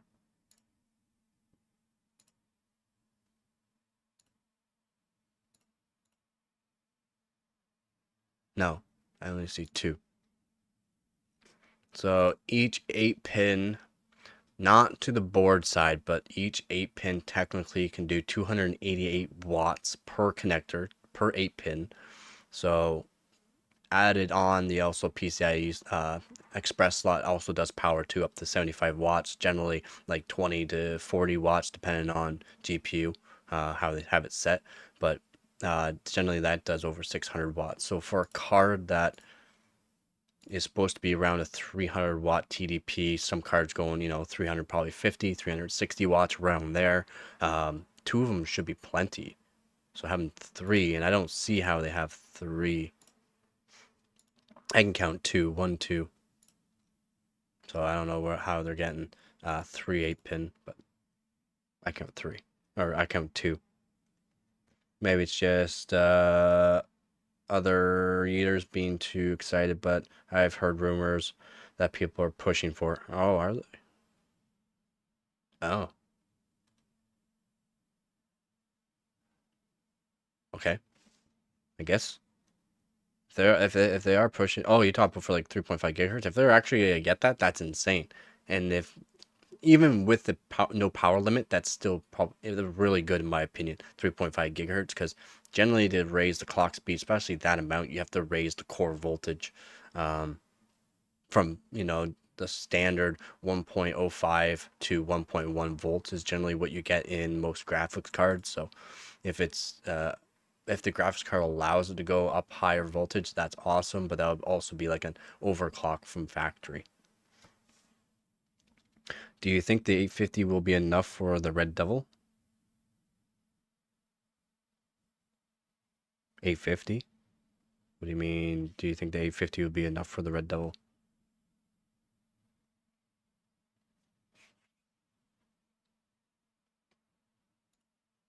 Like an 850 watt power supply?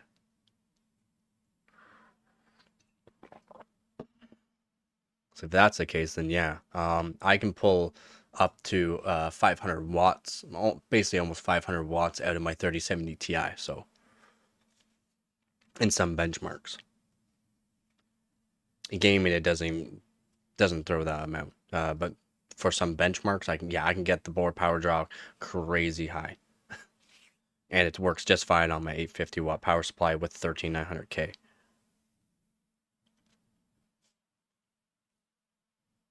Yeah, I do believe it'll be just fine. It has a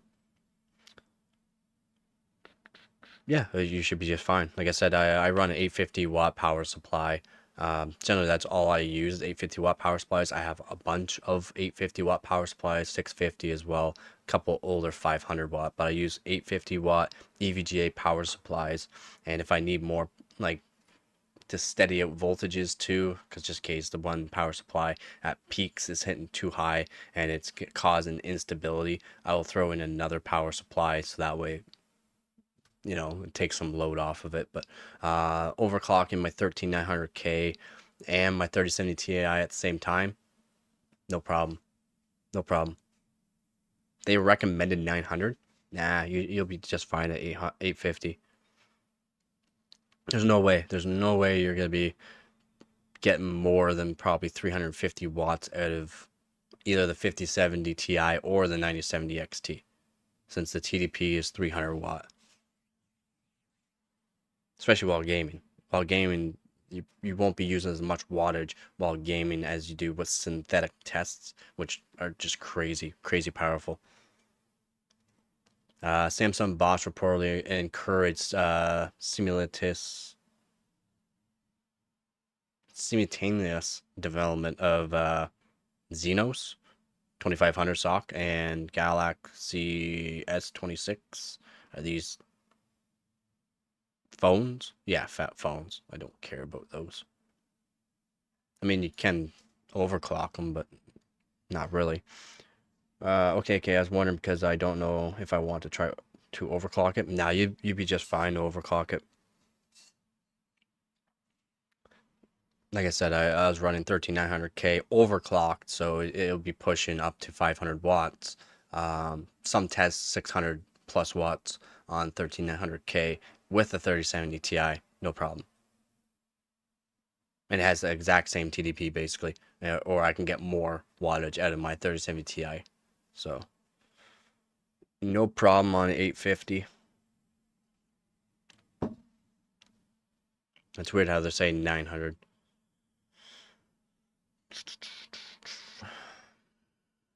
We got Ryzen 9 9950X3D and 9900X3D potential launch date March 12th. So we'll definitely take a look here next week. So probably we'll say March 7th to March 8th. Maybe we'll do it on the Monday, like the March 9th. We'll definitely take a look at that as well.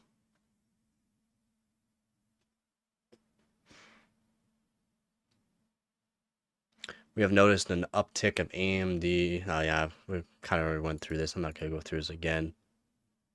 Yeah, it's believed to be 16 core and 12 core for XD is X3D equipped. Don't believe it's going to be 12 core. I do believe it's rumored right now to be still an 8 core X3D. For the extra Vcache, the Vcache variant portion of the CPU is going to be 8, not 12. If it is 12, that'd be awesome. It would be awesome.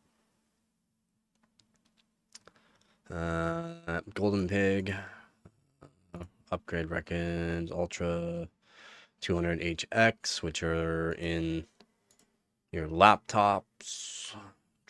Don't really care about that. I'm sorry, I'm not a laptop person either. So I know you can overclock them and that, but I'm not a laptop person.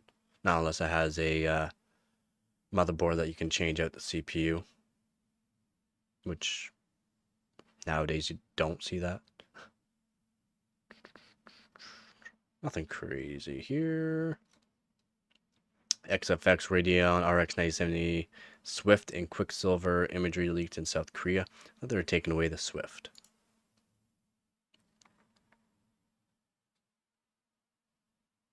Oh, this is older news. It's older news. I don't think we got anything that's I think we just went over everything of the new news. Yep, we went over this yesterday. Again, I was one of the first people to actually get the price of it. I just got from China, the China stuff. See what the price was.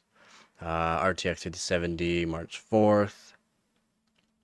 AMD RX 9070 XT official performance numbers. I think we went through this one as well.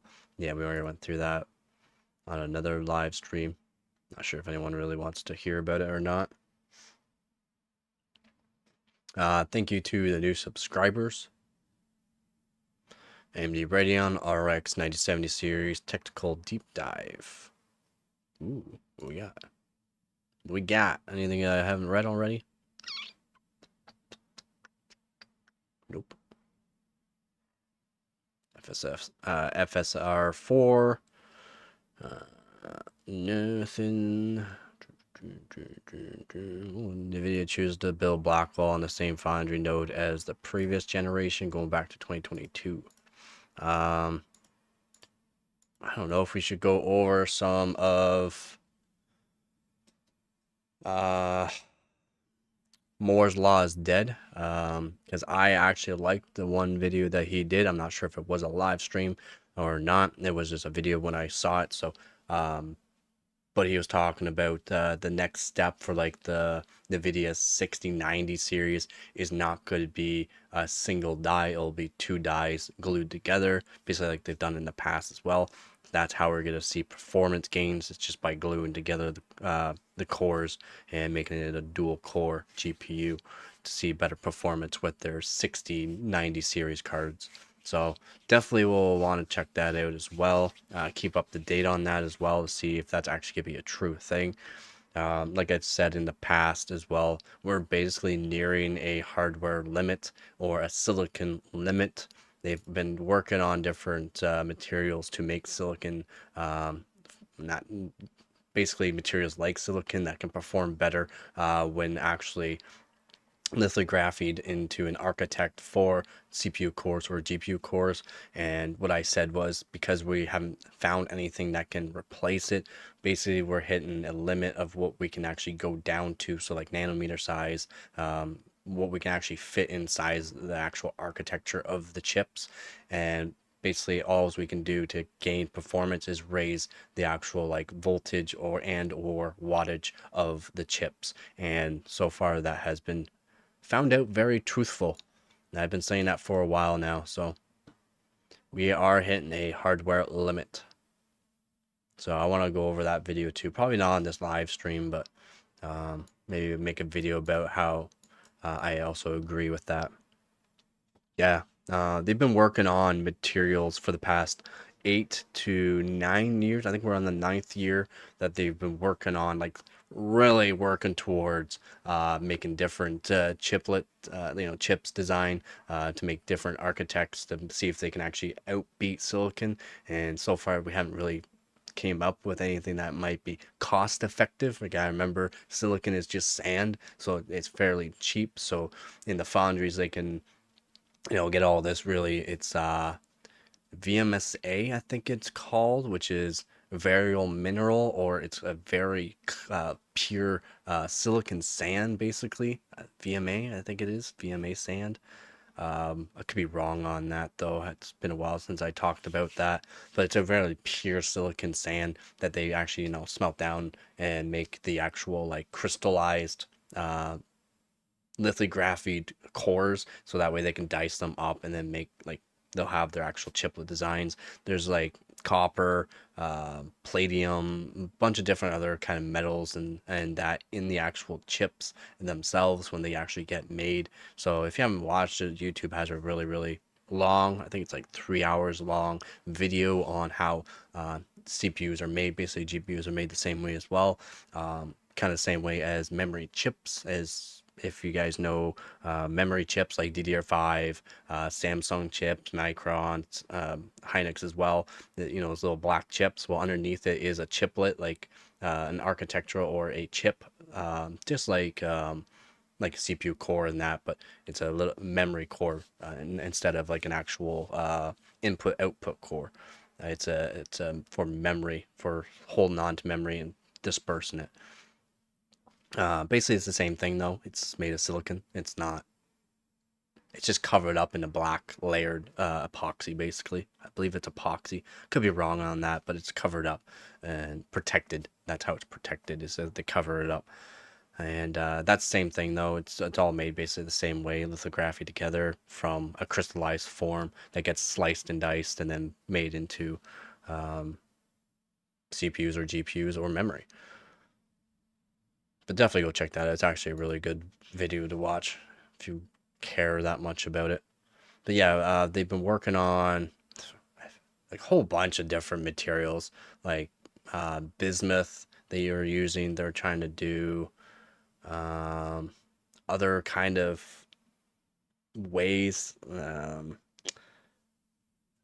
How can I explain it? It's not exactly carbon fiber. It's like a carbon fiber. It's carbon-based silicon, or carbon-based processing that they're working on too. Not sure if they're continuing that at all, but it's basically like that as well. But they haven't came out with anything that's as cheap as silicon, but can perform either better or around the same with a different material yet. So. But yeah, I'm pretty sure I went over another documentary on how we are nearing hardware limit, and I think it was on YouTube as well. And it went over some very key points, but not a whole lot has been said. I guess they can't say a whole lot about the new. Yeah, right? Yeah, bismuth is sick. Yeah, there's like 8 different materials that they're working on 8 or 9 years ago at the time to replace silicon, because they knew that there's going to be eventually a limit on what we can actually do. We can only, like, we're on 2 nanometer, like, or actually, well, like a 1.5 nanometer, I think is the lowest we are at for actual like CPU, but 2 nanometer for GPU cores is insane for the architecture to be that low. I mean, 2 nanometers. And they're apparently they're having trouble with 3 nanometer, like getting a good yield out of 3 nanometer. They literally skipped 3 nanometer, went to 2 nanometer. That's insane. That's in my opinion insane. Yeah, there wasn't a whole lot new about what I've already talked about over the last few live streams about anything different. Unfortunately. I do want to do a video about fans. People like fans apparently, so I have I don't know how many different kind of fan from different brands. Yeah, a whole tote just full of fans basically, so I can go over that. Go over different kind of fans, see what ones actually perform well, what I prefer. I prefer anything cheap. But I've had fans for the past like 10 years that are still going strong. Yeah, not a whole lot in that, unfortunately. We've already gone through the RDNA 4. Apparently they got a new Gen 5 NVMe drive out. It's one thing I gotta do too is get more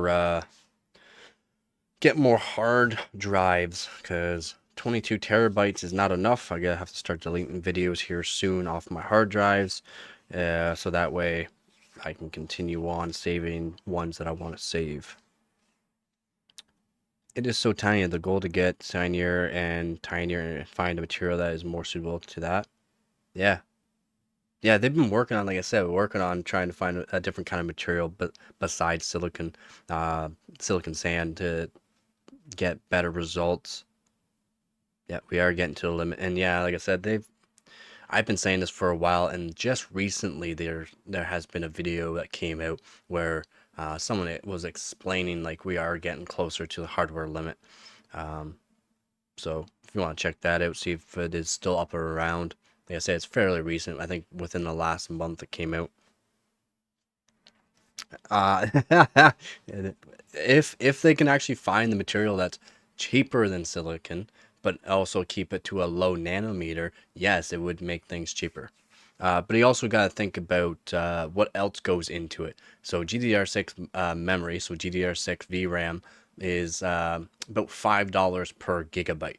So you got to factor that in. You got to factor in the machines and all that. So it costs a lot of money, even though they have these machines already, and they can just program to, grab different either SMTs, capacitors, power phases, and stuff like that, and just put them on the board. It goes through a baker, and it bakes on the actual components.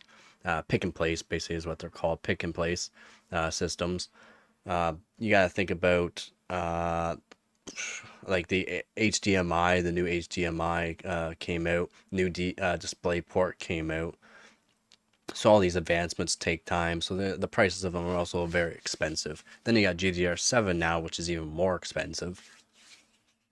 So it's not like it's gonna just keep getting cheaper. It helps make things cheaper if they can get a better yield. That's what really helps. Getting a better yield per each crystallized form that they make has tons of CPUs or tons of GPU cores. It's not just that disk that you see. That disk has been sliced down one way, polished up, and then it shows the actual each chiplet of either CPU or GPU cores, and the architect that's all built into it as well, the transistors and all that put into it. And it gets chopped one way, and then it gets chopped another way, so each of those get sawed out of the actual disk. But that disk is also a portion of an actual crystallized form that they cut down first. So there could be really good yield throughout that whole crystallized form, but then once they go to slice it, and that, it's whether or not those are actually good too. And with apparently 3 nanometer, they're getting 80% yield or less, and it wasn't good enough, so they went to 2 nanometer. Which also helps because each of the discs that they make, or each crystallized form that they make, there's going to be more chips, and the better the yield, the cheaper the price. That's what you also got to accumulate into the price, is the yield. with, I think it was node 2.1a or node 2a. They were getting like a 92 or 94% yield. That's insanely good. That's a good yield. That's a really good yield.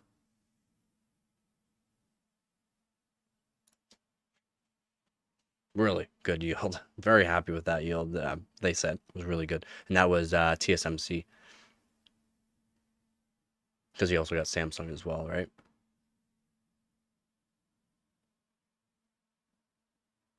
It's not like we have a silicon. We'll ever have a silicon shortage. It's just sand. It's just pure sand. So I do believe it's called VMA, if I remember correctly. Variable mineral aggregate, I believe it's called. So Splitgate 2 open alpha build available on Steam, PS5, and Xbox Series X-S. Don't care. 8 by 8 by 8. Mercury Steam. I'm not into this. Like, I used to be a big gamer and all that. Kind of, I still game, but not really. Ad blockers, SoftBank, Apple, garbage. Vastamore unveils AMD Radeon RX 970 XT and 9070 graphics card. Vastamore is the other graphics card manufacturer. So we'll definitely take a look at these, because these will be probably fairly good priced cards. Definitely not the greatest looking card, in my opinion. But I don't care really what the card looks like, as long as it performs good. That's actually really cool packaging, how they did the packaging on those. That's pretty cool. Yeah, GPUs get cheaper. Oh yeah. It makes me wonder what is next for technology. Is it really just AI? Basically, man. Basically. Basically, yeah. That's why they've been adding more AI cores, more AI everything onto everything. Again, AMD does it too. They might not have said as much with the launch that they just did, but they also got hammered in the CES, where they were saying AI like 100 and some times without the short video. They said AI like over 198 times, I think it was. Crazy amount of times they said AI. AMD just kept saying AI. Nvidia did say AI a lot too, and Intel as well, but not as much. But with their new launch with the 6070, 670 XT, they didn't say AI a whole lot, but they do have AI cores as well. Your message got held. Yeah, it is. No, I hear you on that, man. I mean, AI is not the worst thing. True AI, I don't think there really is a true AI. You're still telling it what to do, and then it just does it and then works on it. Is that really AI? Wish we had a bigger budget for space. Let's go look at space rocks. Yeah, that'd be cool too. Or look at all the dead satellites that's up there that they just leave out there because they can't do anything with them, because if they knock it out of orbit, it could cause issues. It could crash somewhere, hit a person or a town or something like that, or yeah, or crash into another working satellite. So they just leave them out there if they die. Samsung reportedly progressing well with 2 nanometer GA yields. That's good. Like I said, they went from 3 nanometer to 2 nanometers, getting better yields. So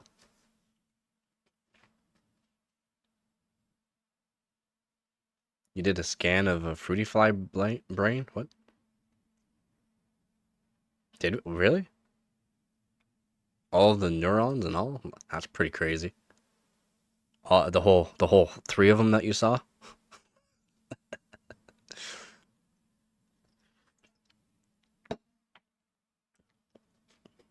Oh, it would have been complicated, but you would have saw what, two neurons, three neurons, and one of those little fruity fly brains. Despite murmurs, yeah, I've already went through all this. How they're just build a new facility. Samsung's building a new facility, and then they're struggling with to get 3 nanometers up to snuff so they can get a better yield. So they just went to 2 nanometer. Forza Horizon 5 coming to PlayStation 5 April 29th. If you're into that, coming soon.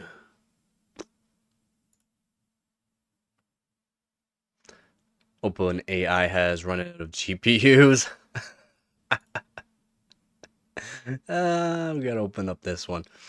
OpenAI has run out of GPU. Sam Altman mentions incoming delivery of tens of thousands. Told you, man. I told you. What did I say about this? I told everyone where these GPUs go to. Okay, so GPUs are also being given to or being bought by tens of thousands to robots, like AI robot guys or robot manufacturers or whatever, because they're using them for the AI. Also, same thing with car manufacturers, same thing. Also with Open AI, so like your Chat GPT, what's that other one? Deep Sense. I think it's called Deep Sense if I'm remembering correctly. But Deep Sense is also another Open AI. They use GPUs for the AI, right? So they're buying by tens of thousands and putting them in warehouses where none of us can touch them, just for the Open AI and Chat GPT. Yeah, dude, so much more complicated than what we have seen with AI graphics. Looks like it's insane how complicated a brain can be. Oh yeah, no doubt. Oh yeah, we're not even close to what a brain can actually do, but people still think it's amazing that they're doing the AI and all that, right? Strongest GPT 4.5 model, blah blah blah. Pro tier subscribers fork 200 a month for early access privileges. What? I gotta get into AI. 200 a month for early access privilege. Brutal. Oh, it is OpenAI source. So this is the OpenAI source. Not just, yeah, look. Holy moly. Pretty cool facility. I used to build facilities like this too. Like actually build the facility. Not, I wasn't the one installing the actual hardware. I built the actual facility. So what you see here is a raised platform building. So basically there's a floor, and then underneath is just like a basically like knee walls, you want to call them. They're like knee walls holding that floor up, and this is a fully static free environment. So all the way around this, I'm not sure if we can see it, at the top around this whole building will be a copper bus bar that goes all the way around this as well. It's non-static floors, non-static wall. But yeah, I used to build buildings like this, and these would just be a single building that gets put beside either like another facility. It's just a building. It's like a mini warehouse that just holds these things. That's all.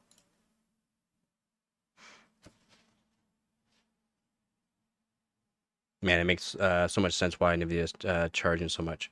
DeepSeek. There it is. Yeah, DeepSeek. My apologies there. It's not DeepSense. DeepSeek. Yeah, DeepSeek, OpenAI, ChatGPT. They all use AI, and most of them have facilities for graphics cards. So these facilities here, you got networking, and then you also got like GPU, CPU side of it, and then you got cooling system. So you can see probably some sort of cooling system. But yeah, crazy facilities. Again, I used to build these for a company, NRB. If you want to search up that company, I worked for NRB. I was in the custom manufacturing part of it. Yeah, this is what they did, and this is basically what they look like afterwards, and pretty cool buildings, I guess.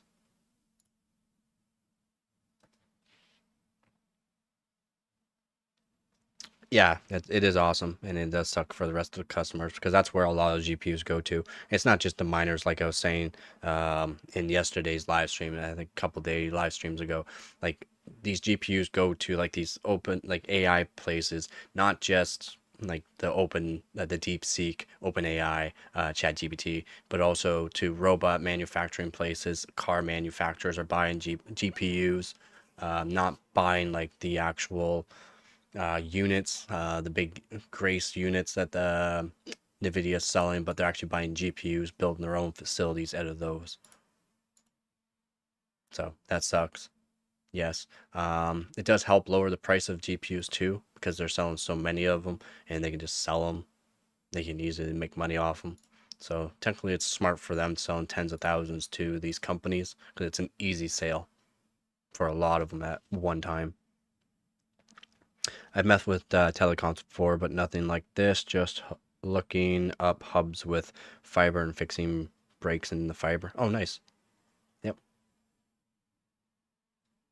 Yeah, there's a lot of the issue with the fiber connections. Just they wear out. Well, not like wear out as in like wearing out, but people hit them or transportation. So a lot of buildings I built were relocatable buildings. That's why I was saying like these buildings that I built like that, like these ones here. They're you can either get them like a smaller building where this is all you'll see, just a row, networking on one side, GPU, CPU on the other side, and then just rows on the back side with some sort of barred unit, which is a cooling heating system put onto the unit as well, and then a door with some steps and depending on what else they're using it, like these yellow spots that you can see up here, yellow green, it could be cooling, water cooling. Some facilities have water cooling and a lot of them are just air, so it'll just be like exhaust fan blowing it out. Fairly simple. But yeah, with the fiber and that, they had their own guys with their fiber connections, which I was showing over here, all their fiber.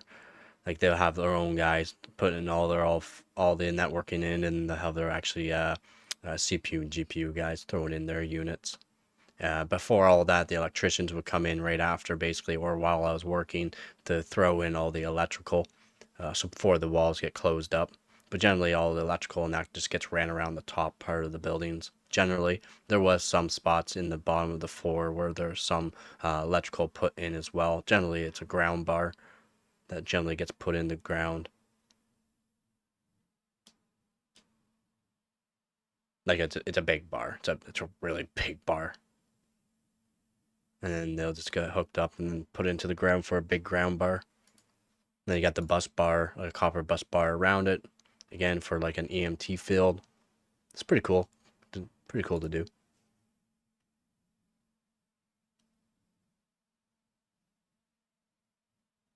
All good, man. We all get busy. Cool story, bro. No, I did not say Mac. Go away with your fucking Mac. Oops.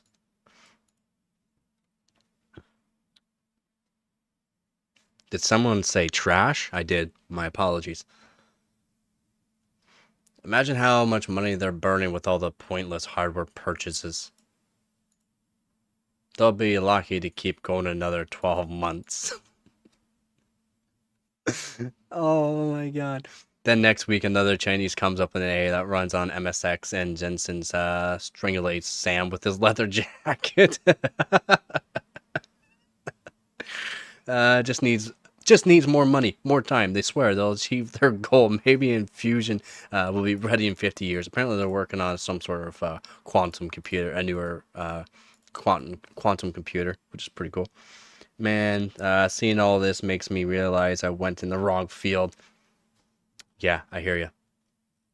I hear you.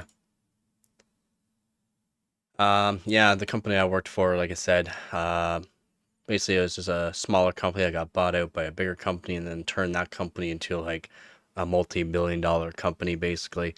When we're building these here, like I was like, holy moly, these electricians were making really good money. These networking guys were making really good money. I was making some fairly good money, but whoever did this building here, you see this? These are kickers. These kicker, generally you hammer these on with a hammer onto these. But look at that. That's not done right. They didn't even cut it off and make it look good. Just flapping in the wind there. And that way, all this will get closed up. So underneath all these racks, so that way a cleaner can come in once in a while. Cleaner can come in and just mop up, and no worry of water going underneath.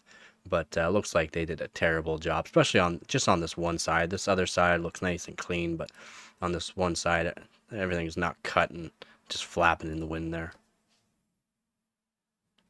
Yeah, the quantum computers look really cool. Really cool how they're designed too.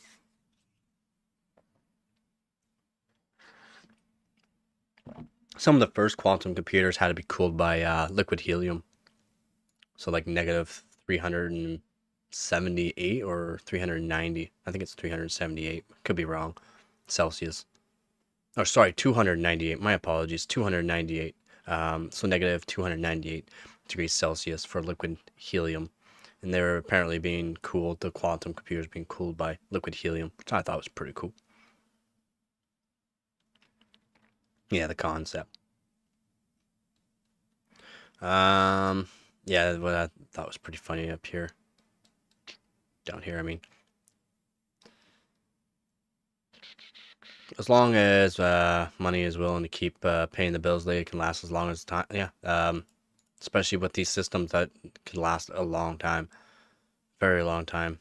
And then DeepSeek, like the people are paying for DeepSeek, paying for OpenAI, paying for ChatGPT. Some people, so I mean, pretty crazy. So they can always keep it up, especially if people are using it. I mean, AI does a lot. You can do AI audio, AI video, AI pictures, AI storytelling, AI everything nowadays. So like, it's crazy. It's crazy. Yeah, and the coolers were them. Yeah, were absolutely massive. Yeah, I remember close to 15 years ago for the last one that I saw that was done up like that. Now they're completely different. They still look fairly similar, like as in the actual mechanics to make a quantum computer, but they look fairly similar. They don't need to be liquid helium cooled either now. Still need to be cooled, water cooled, I do believe now, but not liquid helium. So sad I can hear tiny violins playing. Cuda is almost 20 years old. Quite the head start. Sorry, Sam. We seem to have misplaced some ROP somewhere. Once we find it, we'll be in touch.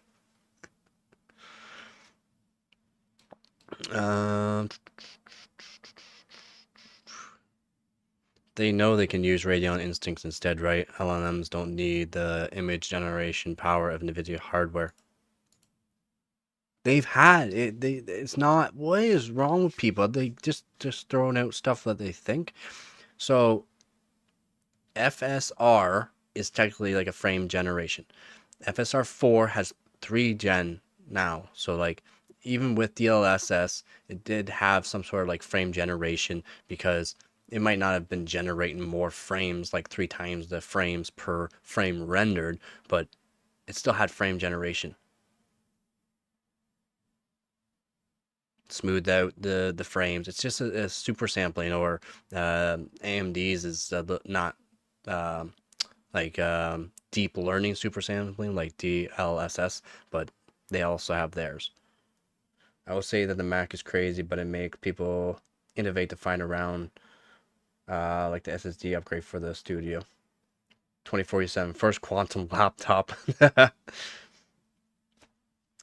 Yeah, it's true. They do make people innovate more and whatnot, but it's too proprietary for my opinion. It's always been proprietary, which is crap. Hardware, they could just put all the stuff doing inference on instincts and reserve the Nvidia hardware for training, unless they need more density. Then like, what are you training, a 1T plus model or something?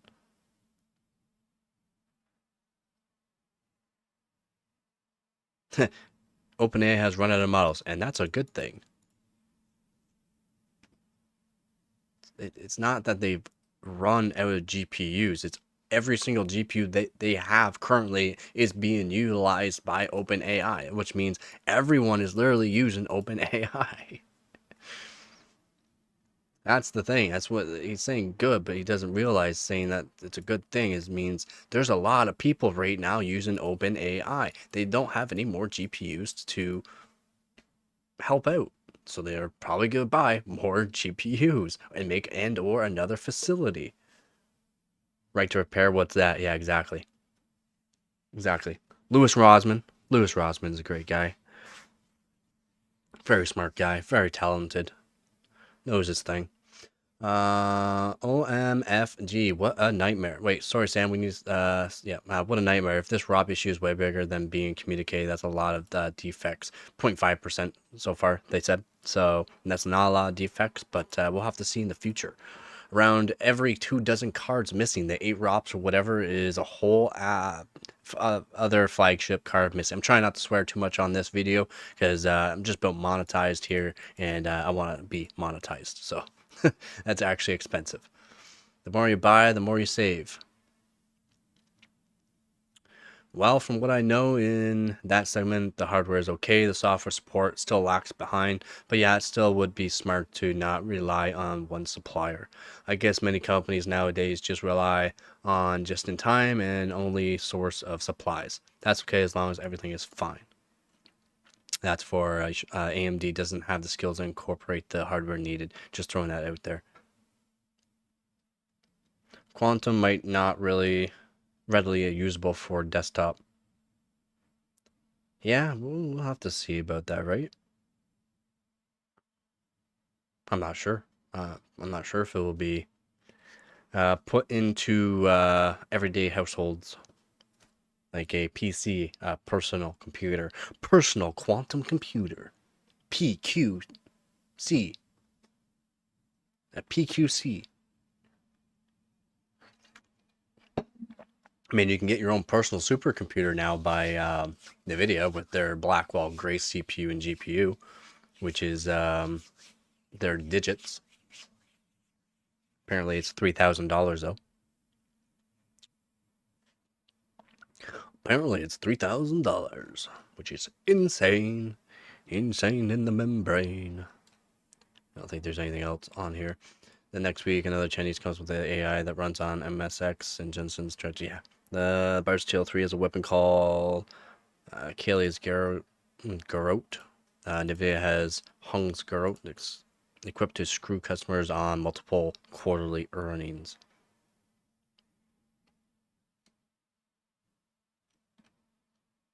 Nope. Nothing really. It's gone. Gotta keep people behaving, otherwise it falls apart soon. What do you mean the AI scams run its course? No freaking way. No. No, it's just beginning. It's just beginning. They started AI in like 2012, so it's just beginning, man.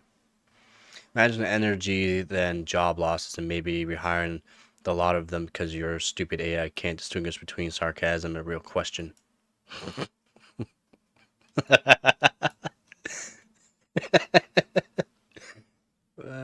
What a guy. I don't think there's anything else new. Pretty sure I've gone over everything new for at least PC hardware. We can maybe go over. What can we go over? It is 9:30. What time? How long have I been streaming for? Oh, over 2 hours. Not bad. Do want to do a longer stream today, so I think yesterday was like, was it 5 hours?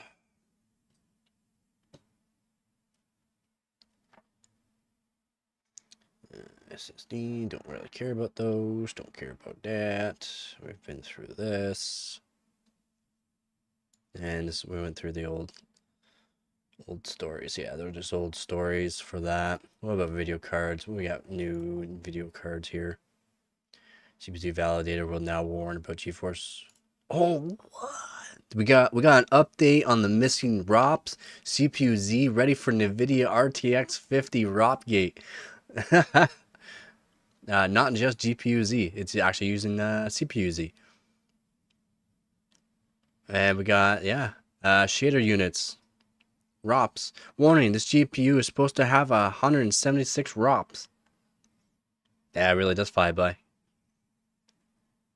It's good to go, like, I generally go through all this stuff late at night or early in the morning by myself and then just talk about it. But lately I've been doing, like, showing where I'm getting my information so that people can actually get proper information.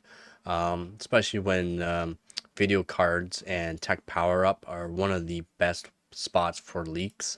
Another one that I find for leaks for performance wise and that for GPU and CPUs is hardwarebot.org, which is a overclocking page for overclockers or anyone that just wants to make an account and you know, throw up your scores for 3D Mark times by stuff like that. Also, Benchmate, if you don't have Benchmate, has Benchmate is a benchmarking platform that has a ton of different benchmarking tools that you can actually use and get easily validatable scores to put on hardwarebot.org. It's where all the best overclockers go. Yeah, CPU Z actually lets us know if you're actually missing ROPS now. Like, it gives you a warning. I thought that was pretty cool. You still haven't slept. Yeah, at least I got some sleep. I've been going to bed pretty early and then just getting up around 1 or 2 a.m.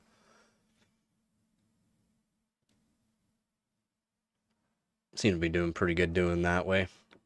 There's no mistakes. UZ software can provide basic information, but not just basic information now. Gives you information that GPU Z does. So that's good. That's awesome.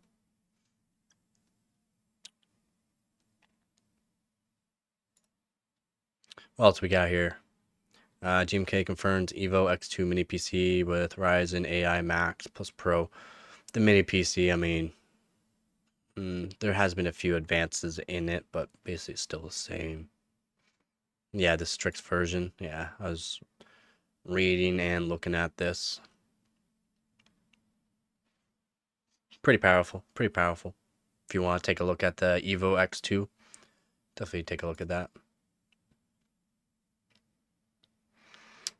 We went over the XFX launches RX 9070 XT. Went over this before. EK launches first water block for GeForce 5090 Founders Edition. Costs €330. That's actually not terrible.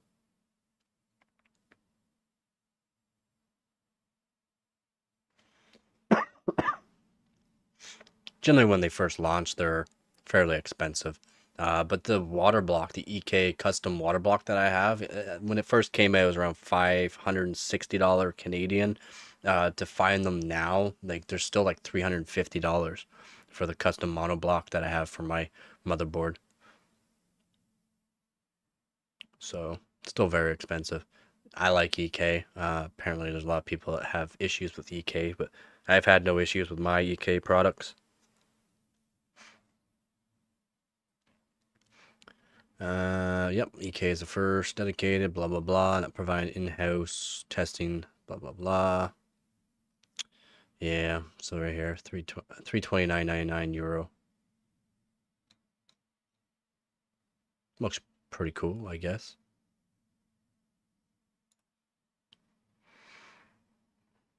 Yeah, went through that. Oh, wait, that's the ASRock Nitros, or Intros, introduction of the 9070 Taichi, Steel Legend, and Challenger GPUs. They got a Taichi GPU now? What? What? That's pretty cool. I mean, I'm not really a fan of the RGB on it. I mean, doesn't need RGB in my opinion, but they don't look half bad. At least the Taichi. Steel Legend, I think it looks pretty similar to the... Wait, Steel Legend? Really? Wait, wasn't somebody talking about this on the other live stream? Man, I wish I had the patience to make a water block PC. Oh, yeah.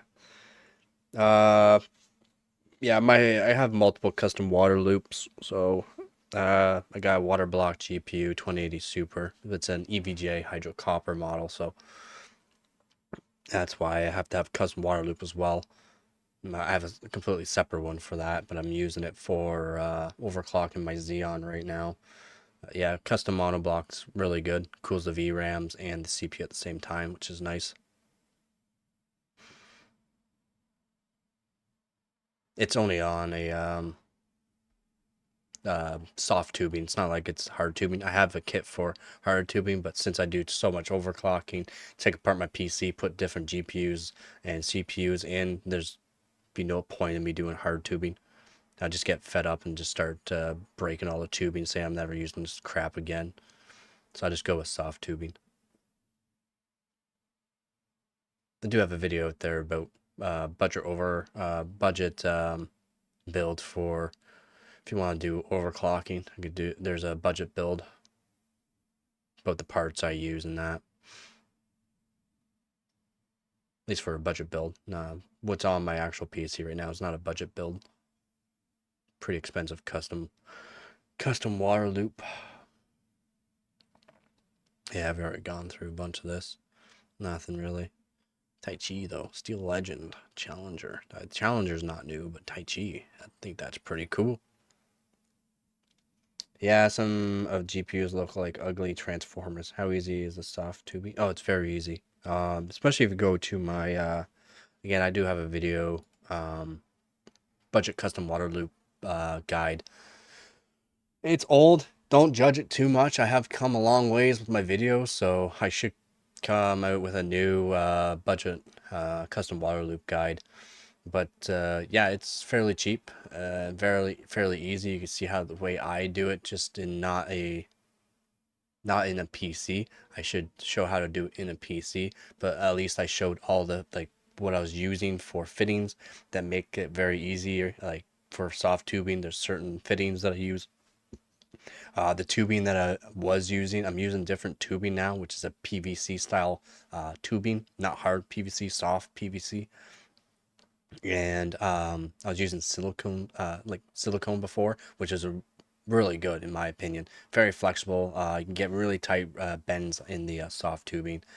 Certain radiators that I go for, because there's really cheap ones that are full copper, and it's the budget custom water loop is also all copper. It's all copper. Yeah, there are some good hard tubing ones that look pretty good once you're done, but the only way to really do a nice hard tube is like you just gotta take your time, make sure that you do it the way you want it to look, and that not just do as basic as possible. If you start doing basic hard tubing, it doesn't look great. It doesn't perform any better either. So soft tube, you get different kind of soft tube. You get black, white, clear, different colored tubing as well. Makes things easier as well. Yeah, that's pretty cool, I think, right here. Challenger. They've came out with these before. Dual 8-pin. And the Tai Chi.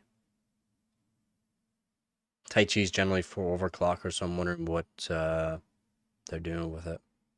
Like, what did they do for the overclockers on this? Because it doesn't look like they have anything really to say about it.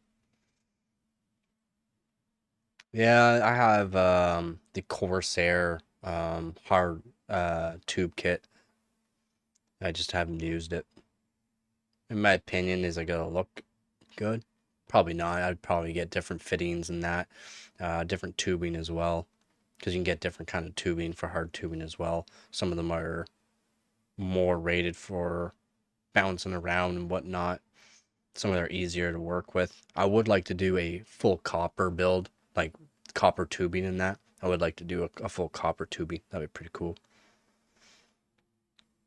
Maybe I'll wait to do it since I'm trying to buy one or more limited cards. Yeah.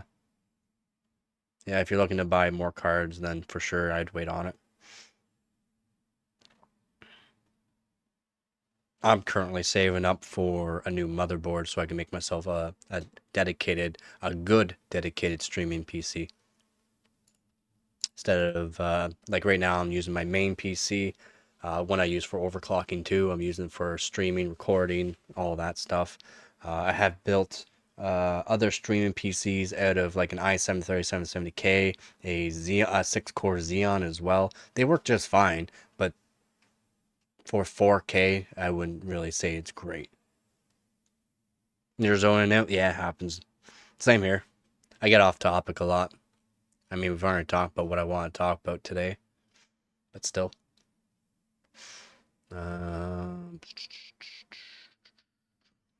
What time is it where you are?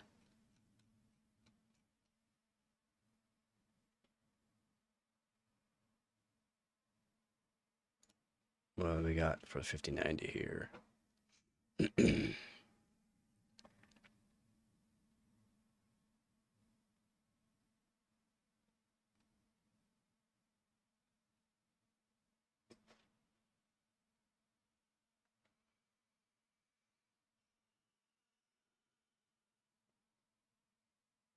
Oh, yeah. Yeah, it can take a while to do hardline. Soft tubing's very quick. I think my whole video of doing it was like less than 20 minutes, and that's doing the whole CPU up, showing how all the parts too. It's very, very quick, easy to do. Soft tube. Hard tube, yeah, it will take longer. I would want to take my time too doing the hard tubing to make it look good, right? 8:52 in the morning, nice. It's about 10 o'clock here. 10 a.m. Power shows GeForce RTX 5090 FE cables with uneven power. Yeah, I've gone through all of this stuff already. If you want to check out my other live streams as well. Oh, this is what we gotta take a look at. Yeah, that's what I wanted to show. I did want to show this. It's not a finalized project whatsoever. Okay, but he did make a full copper block, so I thought it was pretty cool.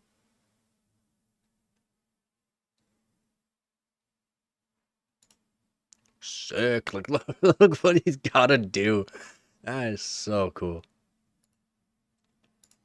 Very, very cool. Very, very nice. Good temps too.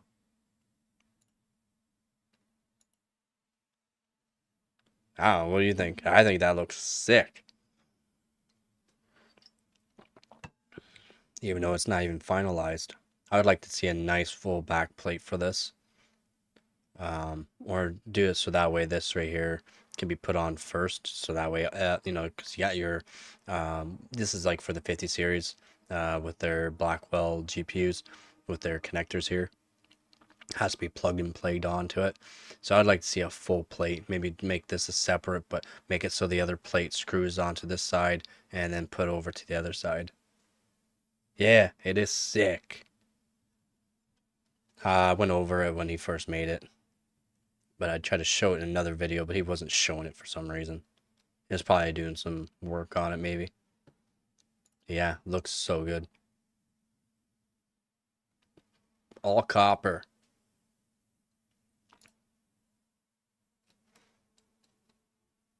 Good temperatures too.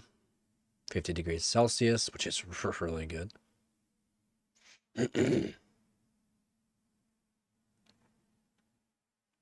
Yeah, steampunk design. The steampunk design you want to look at is from, what's that company called? Shoot, give me 1 second here.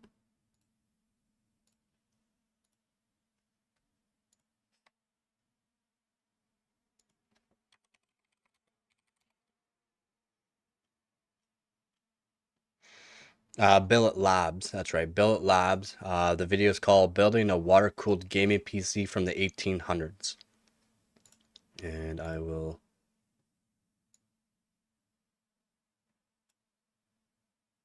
Hello, everyone. Can you show it? I know.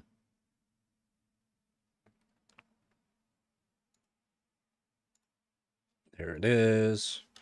And I'll go and switch that page over for you. Boom. Oh, wait, are we on it? No, we're not. There we go. Boom. There you go. So you can check a look at that. Yeah. So Billet Labs also made The all copper, like all copper tubing PC build as well here with like brass filters and that. I thought that was pretty cool. Pretty cool design. Yep, very cool, I thought. Very, very small too. I wouldn't make mine small. I would like to make mine like kind of like modular in a way. So that way I can, still do my overclocking. I kind of want to build a like test bench like this. Have like a test bench that's you put it all together for the motherboard, CPU, and that it all gets cooled off by itself, and then have a spot where you can take off like a connectors, probably more like disconnect connectors that go to the GPU, so that way you can just hook them up to the GPU as well. Yeah, I thought it looked sick. That's from Billet Labs. They also made a like it's like a mono block for CPU and GPU. Gamers Nexus and a couple other places did reviews on it. Wasn't great. He's still working on CPU blocks. So he's still working on CPU blocks. Apparently there's a lot to go on with CPU blocks to make them as the best ones, but they're still really good. And they're all copper as well. So pretty cool.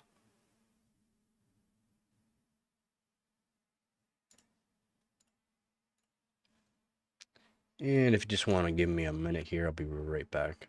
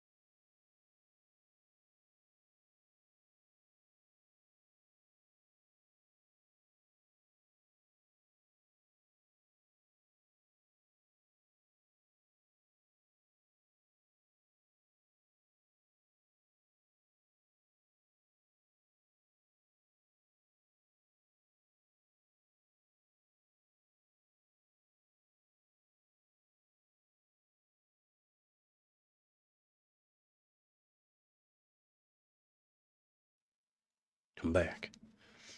Man, I'd love to buy one just because they look so good. But that 9070 XT, I've been waiting months. I can't wait for the 6. Yeah, I hear you on that. A lot of people are going to be anticipating it. Hopefully the prices are still the same in retailers. Again, I've gone through prices in retailers, still the same thing this morning. Micro Center. See if they got anything. Probably still nothing. Probably not until like the 4th or 5th is when they're actually gonna post prices.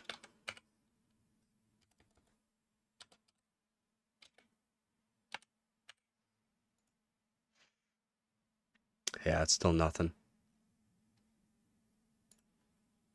Unfortunately, but that's okay.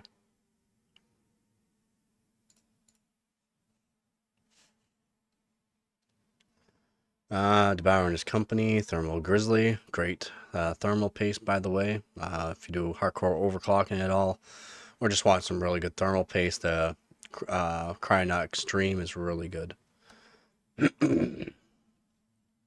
I'm hearing that the new stuff, the Duranaut, not so great. Still good. Apparently, I believe it's supposed to be cheaper, but it's not the greatest from people who have actually used it.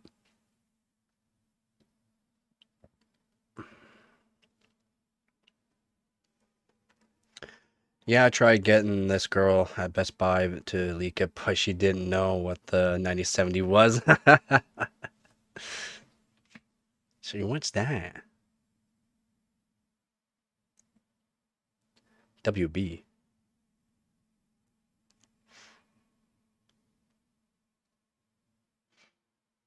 What is WB? Yeah, he did tests for comparisons. He did it. Oh, he has the video here. You can go over some of that. Hi and welcome back to a new video. Today's topic will be about the RTX 5090. Oh, the Hellhound version? It will Nice. be about the Founders Edition and the question if Supposed to be really we good can as well. water cool this card with a custom water cooling block. We already finished our prototype. Looks like people on Discord are starting to wake up too. Still vacuum sealed, simply because we want to avoid any kind of oxidation. I mean, just look at it. Today's topic will be about and the question if we can water cool this card with a custom water cooling block. We already finished our prototype. Boom. Milled them downstairs, and they're currently still vacuum And the sealed, actual. simply because we want to avoid any kind of oxidation on the copper. That's so cool. Hellhound looks good too. If the Red Devil is too much, that's the next choice. Yeah, not sure what one's gonna be more expensive. Parts, and it's a little They're easier saying to handle it. prices I was looking The at general was question they're will saying be 750 or how 749. easy it will be to disassemble the card and to mount a water block. That is probably the only question. I mean, it's out of question that you can definitely water cool. Oh yeah, we gotta go come over the with a glass prototype plate. here. And you might have seen I just think in it one looks of my previous sick. videos that we bought a water jet cutter, and we just bought this because we wanted to be able to cut glass in-house. Because we want to move away from acrylic or any kind of plastic inside the blocks, which makes the block a lot more durable and also like easier to clean, for example. There's no risk of cracking like what you... That's cool. It's actually a tempered glass building an instead oxide of like layer acrylic. and looking ugly even after storing them for a longer time period. That's the main So shiny. copper cold plate. I think it's made from 14 millimeters of copper, so it's quite a lot of material. That's kind of the downside of using a glass plate, because conventional water blocks, they often also have That's leaked the prices. Or around 750 for so that. We need more copper for everything when it comes to the cooling channels, but I think it's also kind of the beauty of it. I really like it. What's still missing though is There were some leaked prices of other cold graphics plate cards that itself, are going up to the ones 1100 the one though. that contains the fins. We decided to go for a modular design. So Again, in those are theory, leaked for our prices blocks, though. we Are could they also offer gonna be different true? cold We'll have to plates, find like out. even more insane ones that would make the block otherwise more expensive. Here you can also see the matte copper finish that we will offer. One of the YouTubers Obviously, you mentioned the retail earlier part said will be expect nickel 20 to plated, because 50% otherwise higher if you touch price for this, some you will have modules. fingerprints Yeah. immediately, and Also, leaked prices might not have had like the VAT and put onto it, like the tariff as well. So like the prices could be quite a bit more than what was advertised. Kind of like the 5070 Ti, how their prices were supposed to be around 750, but a lot of the prices are around $1,000. So expect that as well for having a little extra price due to the VAT. They will stay, so that's a little bit of a hassle, but you can see there's just a different surface finish, but I think the matte surface makes it look even more beautiful. That's kind of how it will look like. Obviously, a retail product would also have the matte finish inside, but for just So testing, cool. this should be fine. I now have to add all the O-rings, assemble everything. I will let Joe, the master, do the assembly of the block because, I mean, he designed it. Seals are not easy to put in. How and where the things should be placed. You can also make your own seals. EPDM is one of the best material Here, for seals as well. First placed tiny pieces of O-rings, and that would be different. No, like you said, mass production. he is leaking what that would just was be one piece. his name. Hold on. And Okay. now for a prototype, it's fine to make this out of different smaller pieces.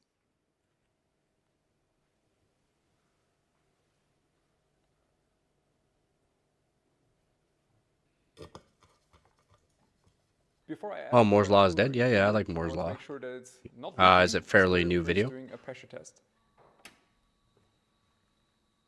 Yeah, I actually really like Moore's Law is dead. He's very thorough with what he's talking about. His That's not looking good. speculative performance on stuff is very good as well. His leaks are pretty good as well.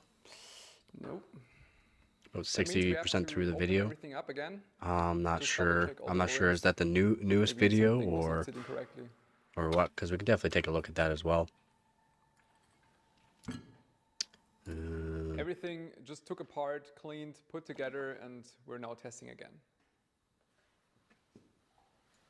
Yeah, make We're that full testing screen with again. 0.6 bar. That looks great. Moore's That Law. looks really good. Yeah, his cover block is really pretty. We're now finally at the stage that we can add the let's TPU see. to the block. You can see it's all done. Broken Silicon leak tested, 298. assembled.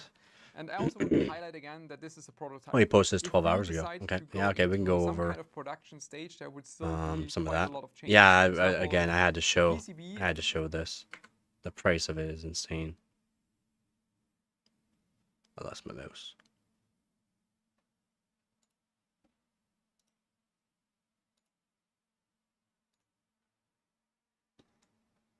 I lost my mouse pointer. Odd. Yeah, that's the newest one. I've been up all night researching, so I've been up to date. Good. Yeah, like I said, I've been up early this morning again. 2 a.m. again. I gotta redo my mouse here.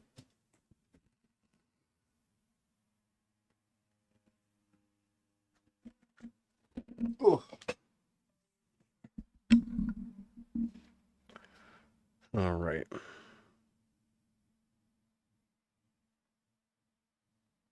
Nope, still lost my mouse.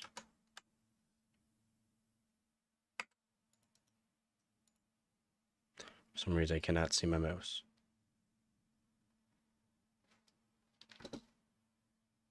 It's invisible. It's literally invisible.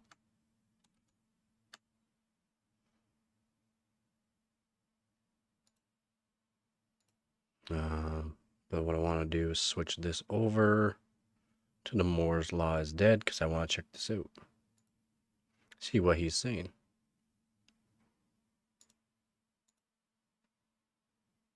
This one? Yep, we got it. Okay. So we gotta check out the Moore's Law is dead. Hopefully we got sound. Let me know. Oops. So today, AMD finally revealed the RX 9070 XT and RX 9070 graphics cards. And, of course, also therefore, the RDNA 4 architecture itself, which, look, the first thing I actually want to talk about in this video is how RDNA 4 looks to be a massive leap over RDNA 3. I mean, up to 40% higher performance per CU, to double the AI performance, to double the ray tracing performance compared to RDNA 3. And comparing the 5080 to the 9070 XT, I mean, the 5080 has a 6% larger die, 6 to 18% higher Yeah, I GDP, went over this and a as well. whopping 50% A couple days more ago. memory So before bandwidth this for video, I went over die only sizes and 9 all to that. 13% more performance. Let you know. What on earth is going wrong with Nvidia's GeForce design teams? I mean, Nvidia, how are you spending twice as much on R&D as AMD is, and AMD can still basically match your performance while using last-gen memory in a smaller Last-gen die? memory. Why does the 5070 Ti need 40% more bandwidth to trade blows with a 9070 XT? And actually, on the note of this slide on screen here, it does legitimately seem like AMD partially... Because we're still, Nvidia is still on technically the CUDA cores, right? And the AMD Radeon, their new stuff is RDNA, right? RDNA is their newest stuff that came out, what, 25 years ago? Was it 5 years ago, or was it 6 years ago, 2019? But fairly, like, it's RDNA is fairly new compared to followed by Nvidia. advice for Nvidia's extreme using the same models, course for the clearly past, what, delineating almost between 20 the years? standard ones and the pushed models that will aim to perform as close to an RTX 5080 as possible, but without AMD getting the backlash for the pricing that would be for those insane coolers. They get to have extreme variants that they can highlight. These types of ones are stronger than the 5070 Ti, and then they can have a base standard that doesn't go crazy with power consumption nor cost. I'm so happy to see them finally make Does the decision Infinity with Fabric their also help graphics that kind of cards. thing? I'm Oh, not and sure. thanks for the like, Frank. By the way, yes, Doesn't help I for think some things, performance but should end up like how AMD has portrayed it today in final reviews, because these numbers do line up with internal testing that I leaked from within AMD, and because they come from within progress reports in AMD, I have no reason to believe AMD would lie to themselves. So, which actually, speaking yeah, of we went through that as well. slides, I give you also price, like how price, AMD not mostly price, but showed the standard performance of the performance without using 9070 fake XT frames in most of their versus charts. the And then 7900 GRE. when they showed fake frames, it was generally speaking mentioned in reference to the standard performance. It wasn't like, here's a 5080 with their fake frames next to a 9070 XT with their fake frames. It was, here's standard performance between graphics cards on the one hand, and then over here, Same thing, this is fake the frames, rough right?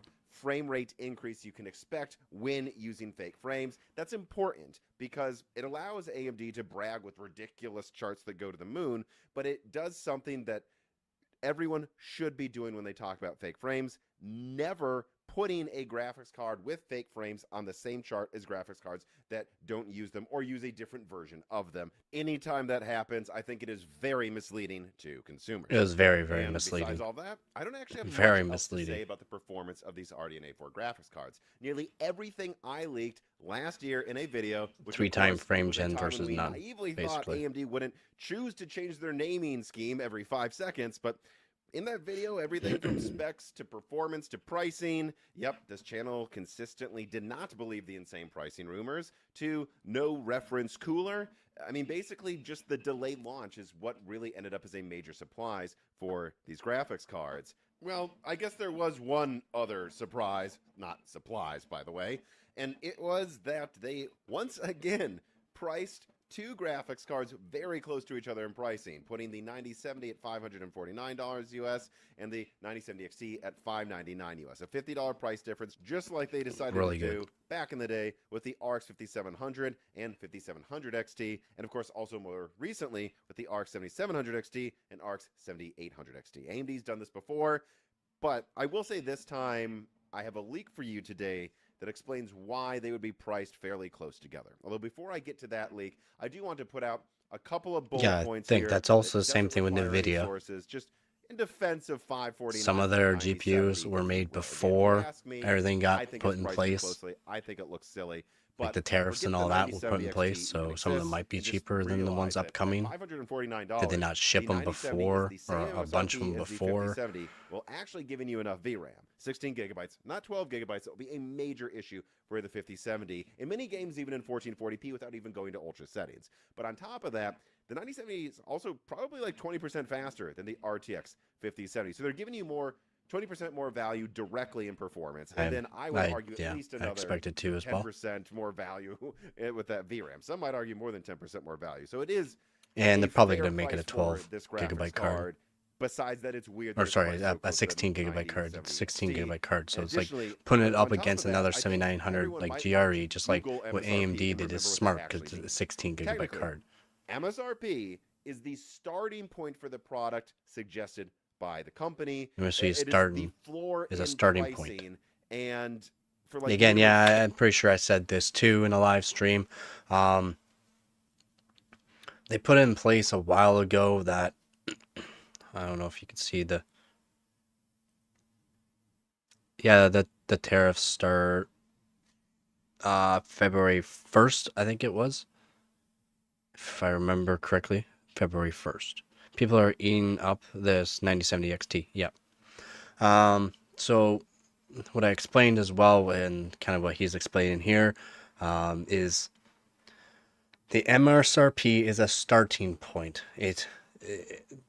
What the manufacturer like Nvidia, AMD, Intel says is the MSRP price is MSRP price. It's the starting price. It does not mean that the card's going to be sold at MSRP price, the toll price from the actual manufacturer of the chip. But going to the board place, they generally make a deal with them that it's the MSRP. You got to make a card that's around this price or at this price, because that's probably part of a contract. But retailers as well has their own choice of marking that price up. It's not like it has to be what, it has to be $599. It has to be $549.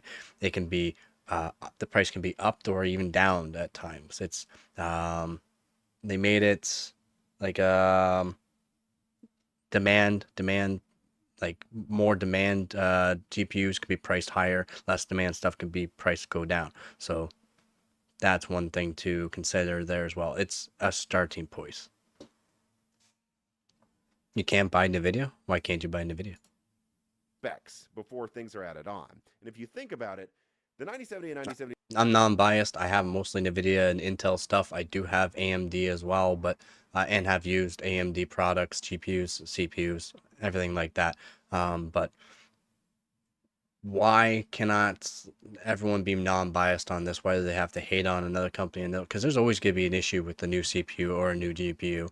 Optimizations can change a lot of things too. Having issues that have more or less be user error kind of thing, like the 9000X3D when it first came out, that there's a burnt chip in that, it's a user error. But now there's coming out with 9800X3D mostly on ASRock motherboards, that there's issues on those. CPUs are dying on those boards. Also MSI, majority is ASRock boards, and they're saying it's the B800 series, not the B600 series. There is cases on the B6 or the 600 series boards, but it's more or less the 800 that are causing issues.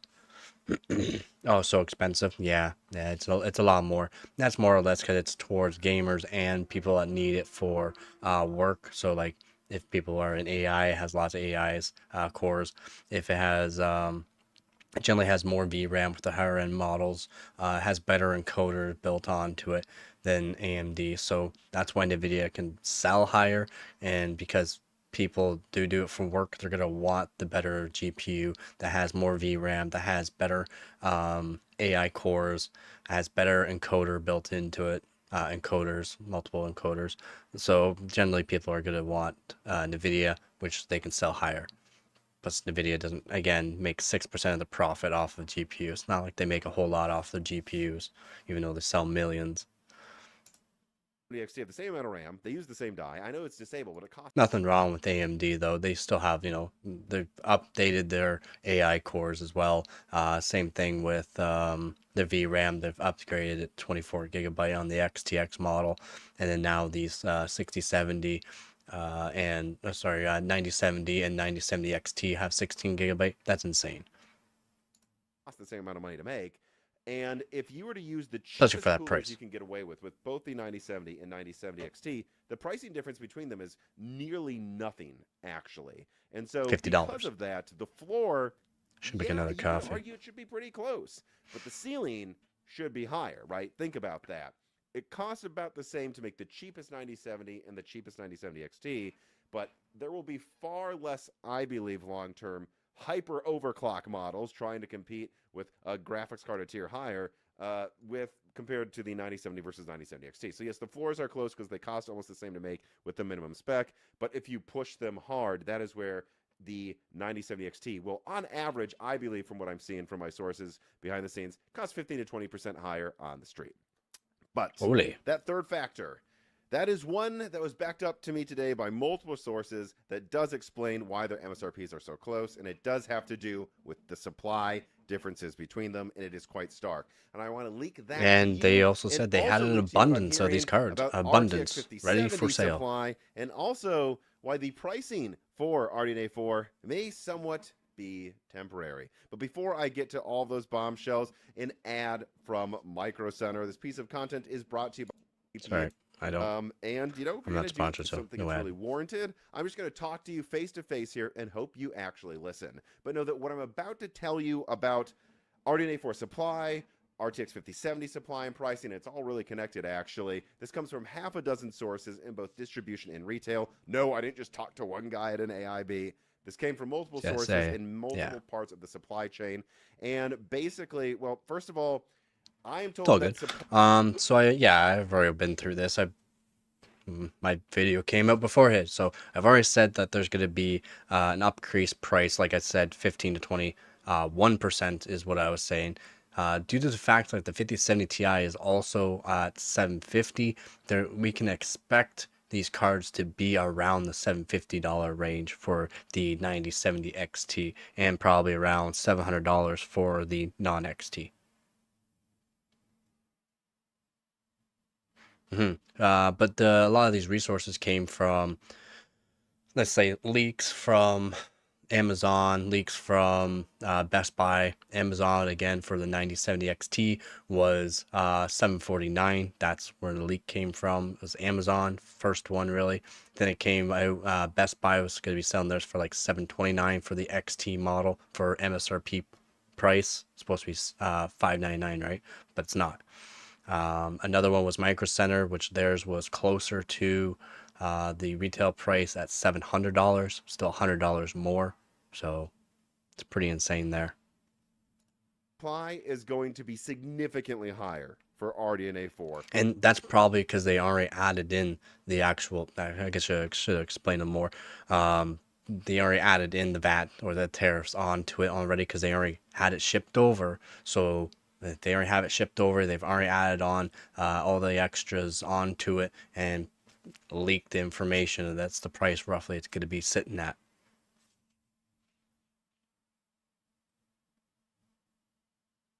Yeah, I'm glad people are finding out my stream more and more. I'm trying to do a stream and or a video a day, or both, more or less. I'm trying to get a stream and a video out a day. Not easy to do, especially doing benchmarking and all that. Got to go through a whole bunch of GPUs, CPUs, that kind of thing.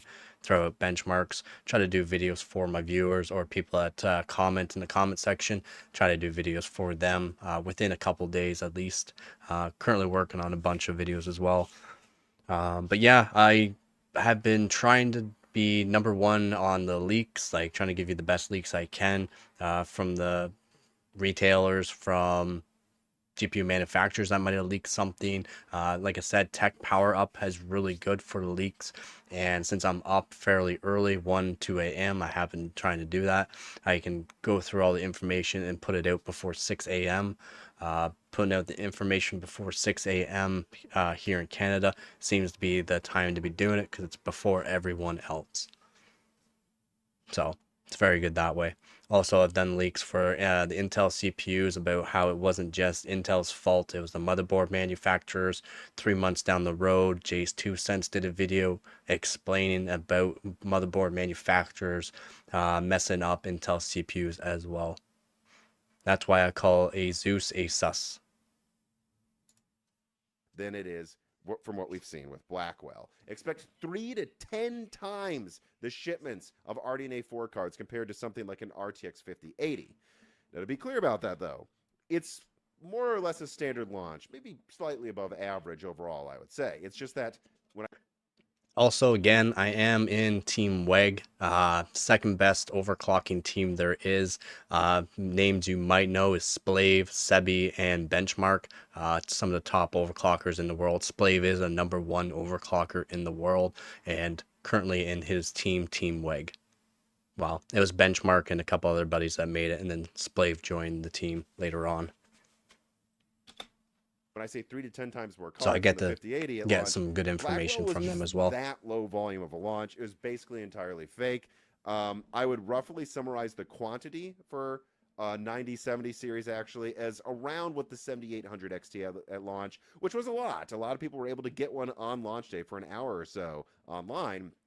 And I'm also told by They another also source said this they is had a around good supply, so I'd double hope what so. the 4070 I Super really had hope at so. launch, which was easy to get, although that card sold pretty badly. I want AMD to succeed in this right now because it will help lower the prices of GPUs, since they kind of kept their word on some of the leaks from China to US money. The leak was $599, $549, so that was really good to see when they did the video, the prices being $599, $549, again without the actual VAT or tariff onto it. So expect it to be about 20% increase in price due to the fact there's going to be additional taxes on the card.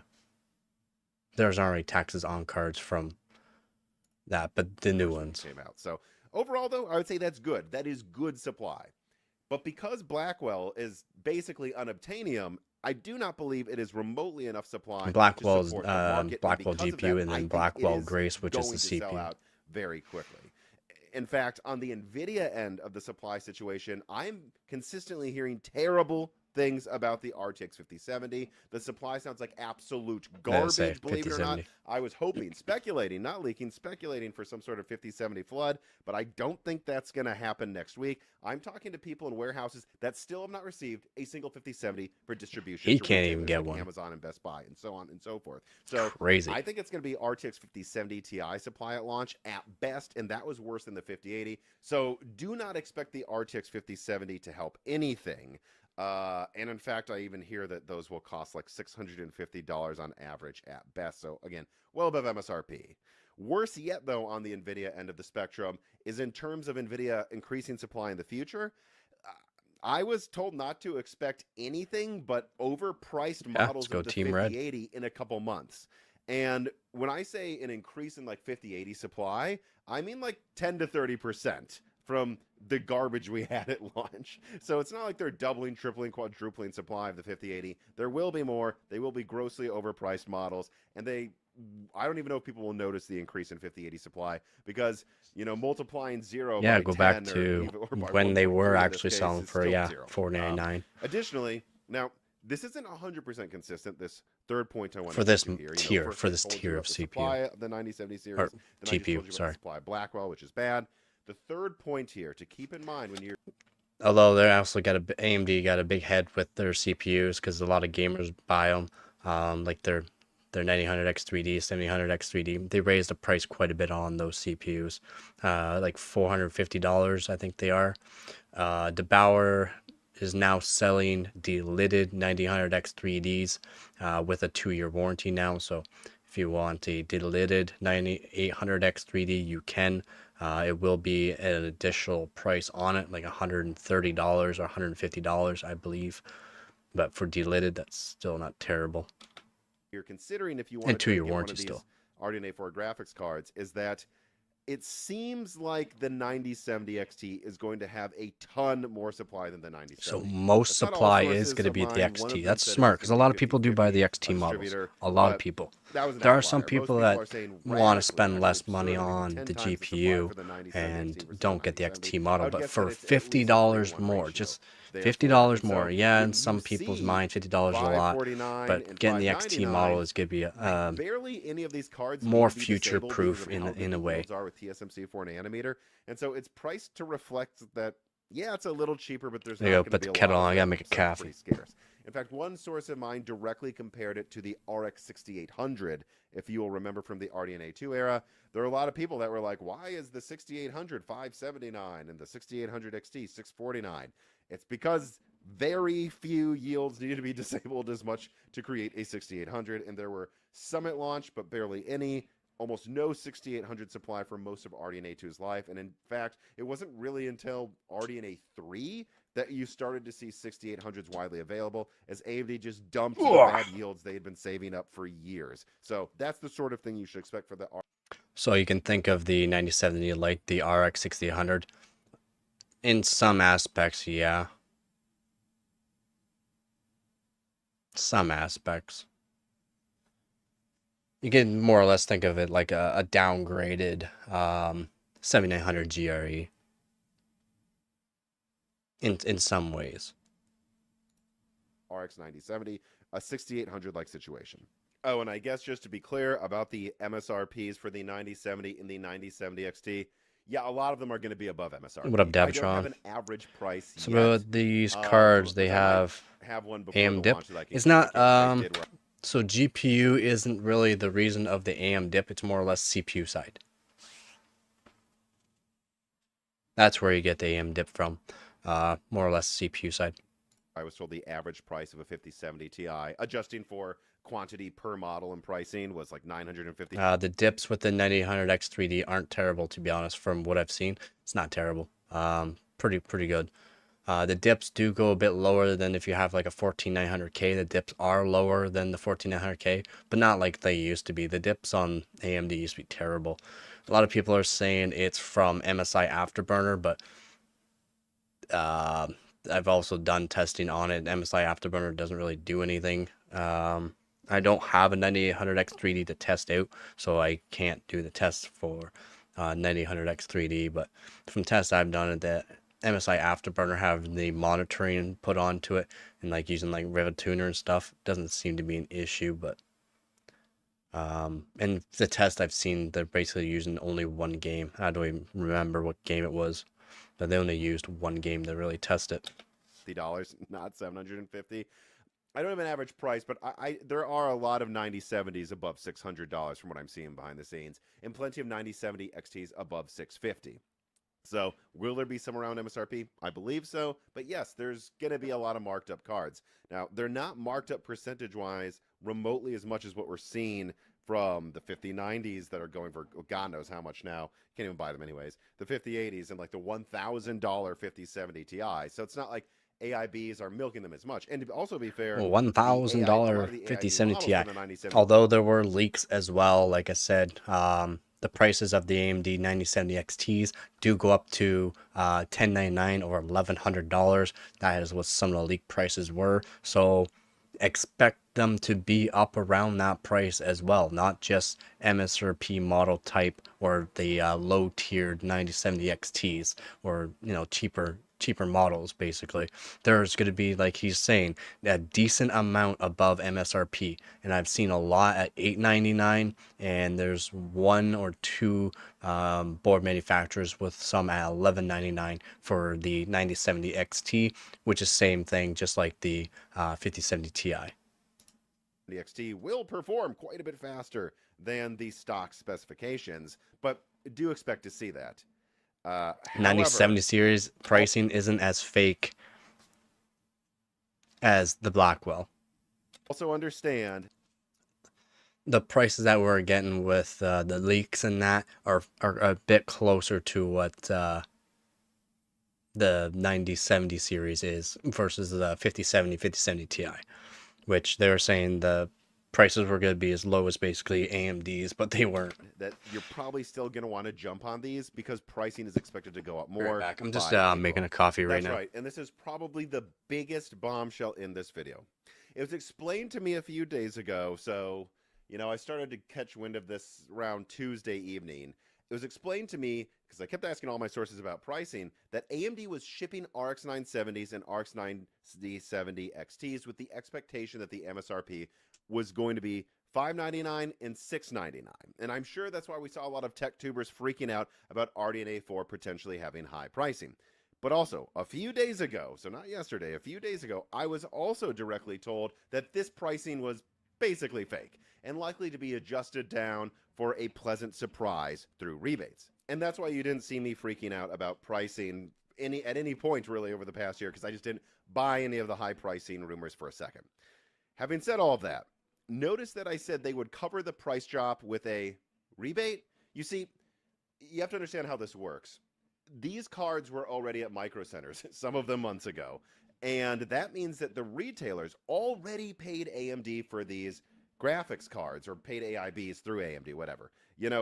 So they already may have paid for a card that might have been sold for $700, like $675 or something, and then they'd make like $25 off it. Yes, by the way, that's how little the margin is for retailers, by the way. But anyways, and then AMD told them, oh, so those cards you already paid a lot of money for, more than you're hearing we're probably going to price them at? Well, we don't know the final price, so whatever we decide, we will give you a rebate in the back end so that you can still make some margin when you sell these cards at like Best Buy, Amazon, or Micro Center, or whatever.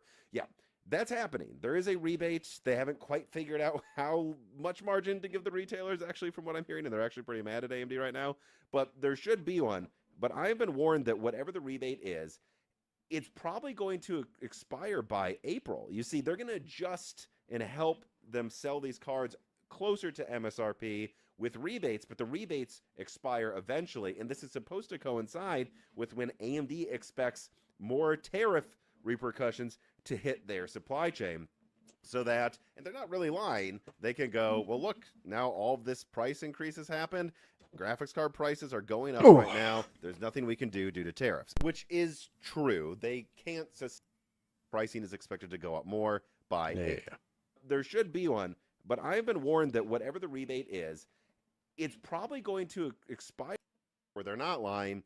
There is a certain artificialness, if you will, to the early pricing of these graphics cards that is going to expire when they can blame tariffs, which will affect them, but yeah, that's what's going on. And so, look, I don't like reporting bad news. Good news gets me more clicks on average, but I do think you all have a right to know that this is going to happen, that despite a lot of these cards from RDNA 4 being above our MSRP at launch, although, again, not as bad as Nvidia, I don't believe, that as bad as some of that may look, you need to know that Nvidia ain't going to do anything to help this market for months, if not the whole goddamn year, and that the pricing for these RDNA 4 graphics cards is almost certainly going to shoot up even more over the coming months. And so you deserve to know the truth about that and plan accordingly.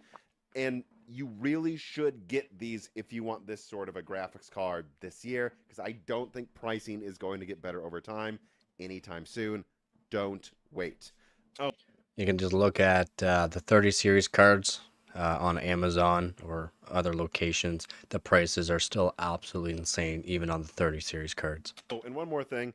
This is just amusing. I heard from one source, so I'm not going to say I'm married to it, but I heard the 9060 XT is launching in April. So that's a bit more specific than what I saw AMD say today. Already gone you guys should know. Through that as well. Also know that if you're thinking of wanting a cheaper card from the RDNA 4 lineup, that graphics card is likely, in my opinion, to perform between an RTX 4060 Ti and a 7700 XT. And if they push the clocks really hard to justify a higher MSRP, which maybe they will, given what the market looks like right now, maybe it could even come to be just a little weaker than a 4070. But yeah, there will be more videos about that leading up to its launch in the future. For the present, that is going to do it for this video. I hope you enjoyed it. If you did, give a comment below.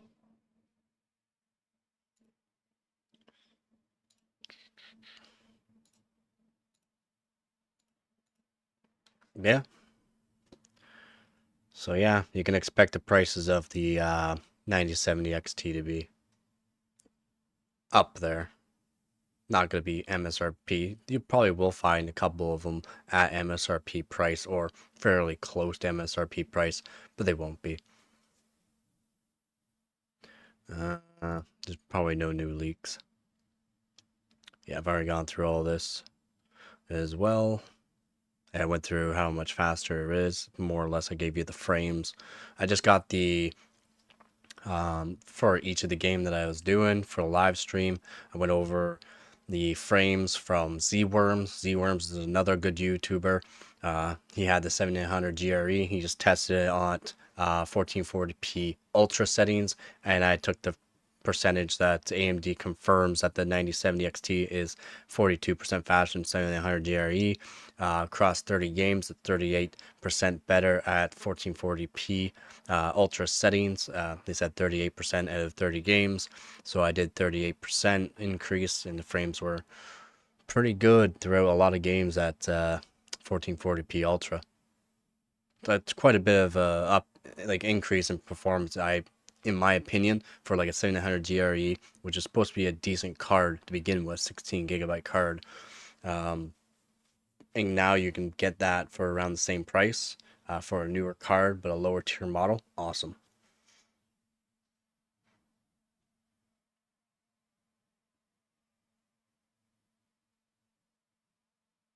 So I believe the price for, what was this price for the 7900 GRE? $599, wasn't it?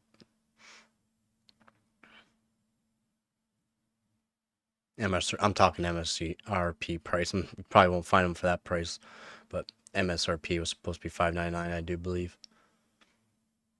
Gigabyte RX 970 XT. Yeah, I went over this as well already yesterday or 2 days ago. I went over what they've gotten them up to. Basically, the base clock is basically similar to the 5070 Ti as the 9070 XT is same thing. And it boost clocks to 3.2 gigahertz, almost 3.25 gigahertz, really good. And again, the test here is showing Gen 3 by 16. So, pretty crazy. 3.2 gigahertz. Not even with like a good overclocker. They just got it up to that. Oh, okay, we'll just slide the slider over. It works. Give it to somebody that,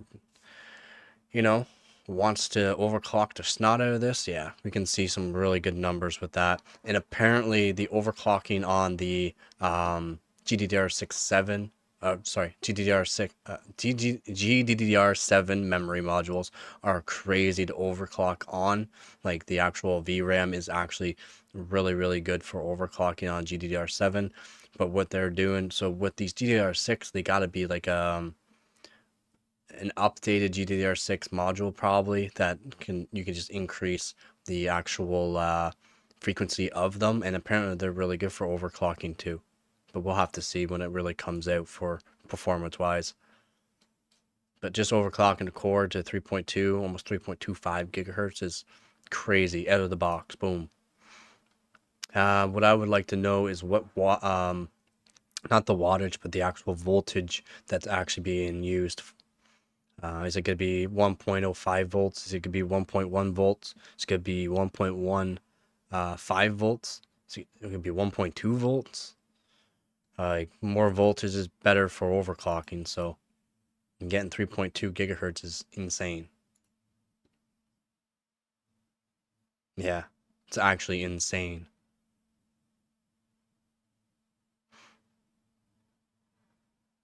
What, the 3090 or 4090 just like 3.1 gigahertz?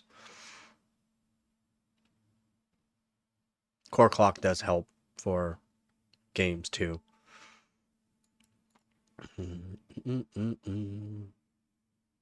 But I would like to see some more overclockable cards.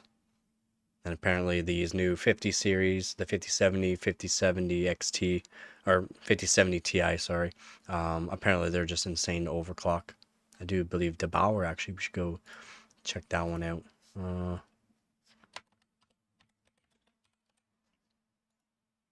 think DeBauer, I believe. Yeah. Yeah, it is insane. In my opinion, is absolutely insane. But we'll go over the DeBauer video here, which I actually really liked because it shows how well you can overclock it. Whoops.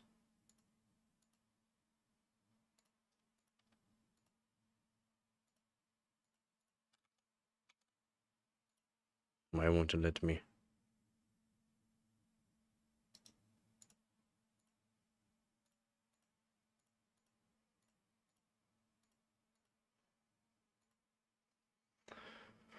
Why is it not letting me? There we go.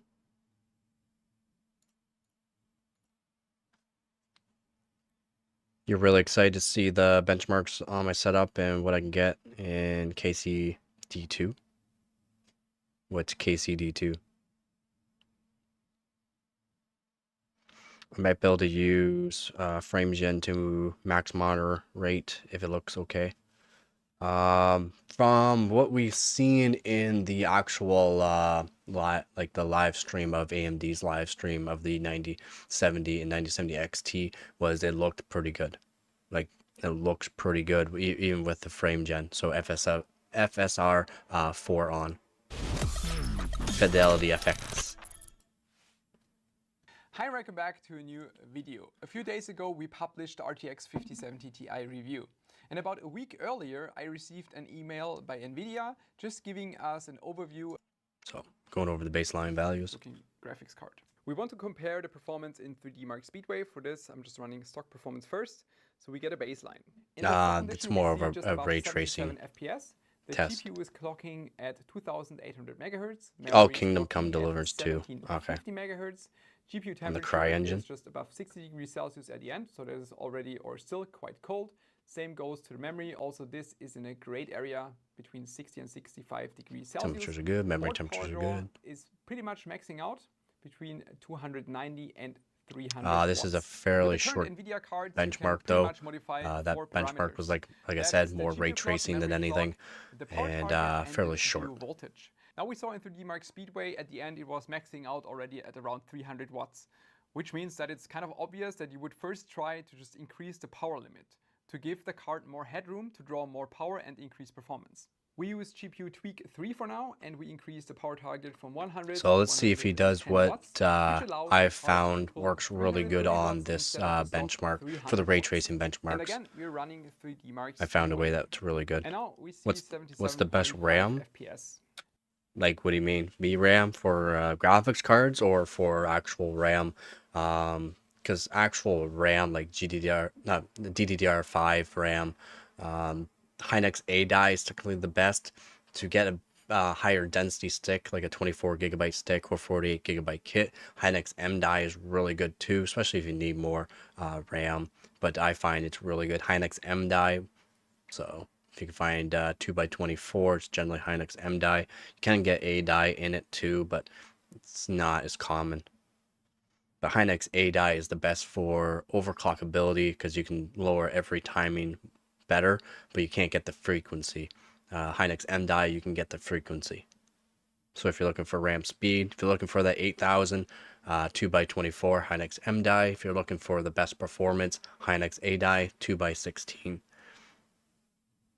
And there's ways to find out whether or not you have Hynix A die or M die. Micron is crap, and Samsung sells, but only really for data centers.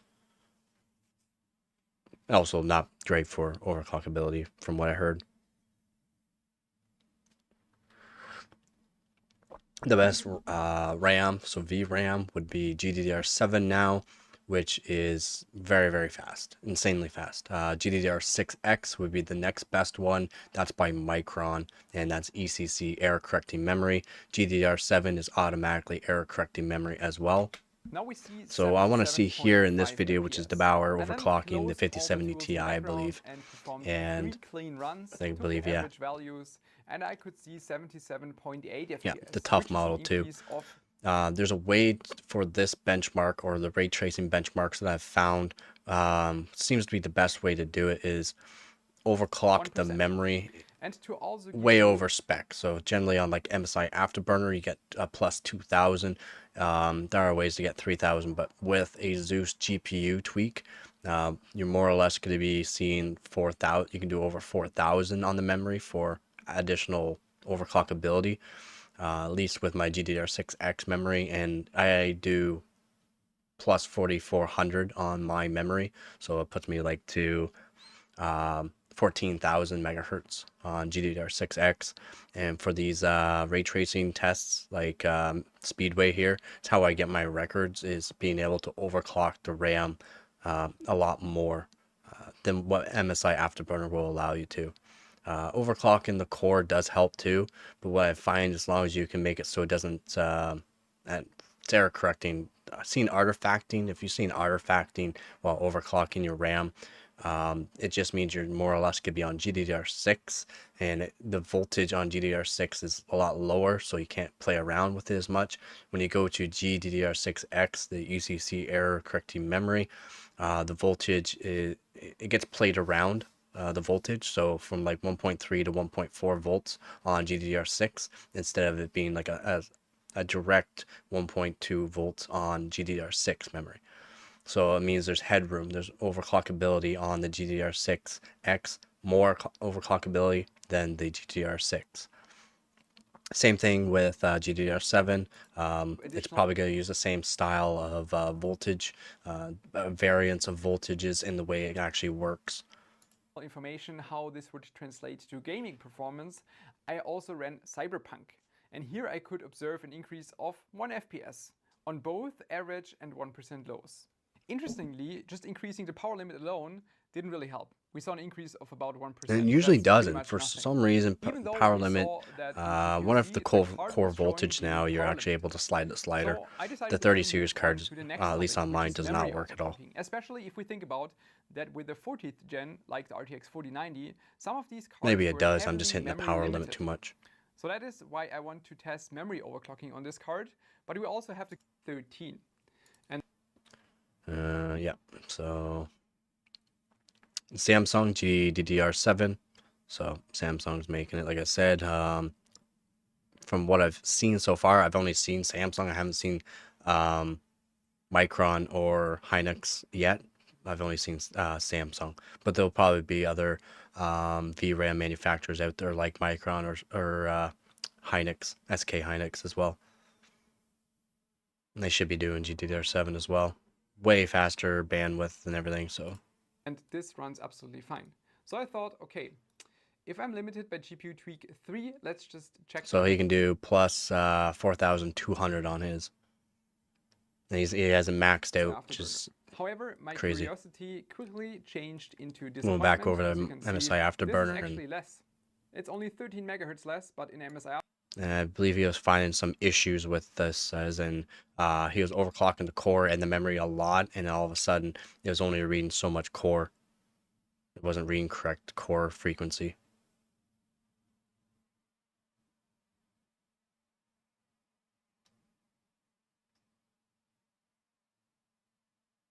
From 57 to 59.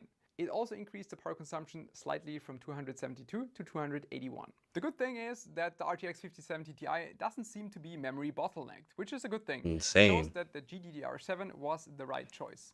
However, it is kind of disappointing that we are reaching the memory overclocking limit so early.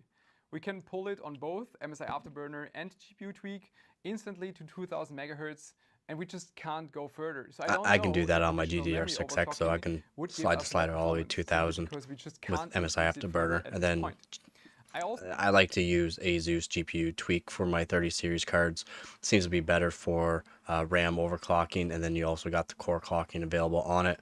With the GTX 1080, cannot do that.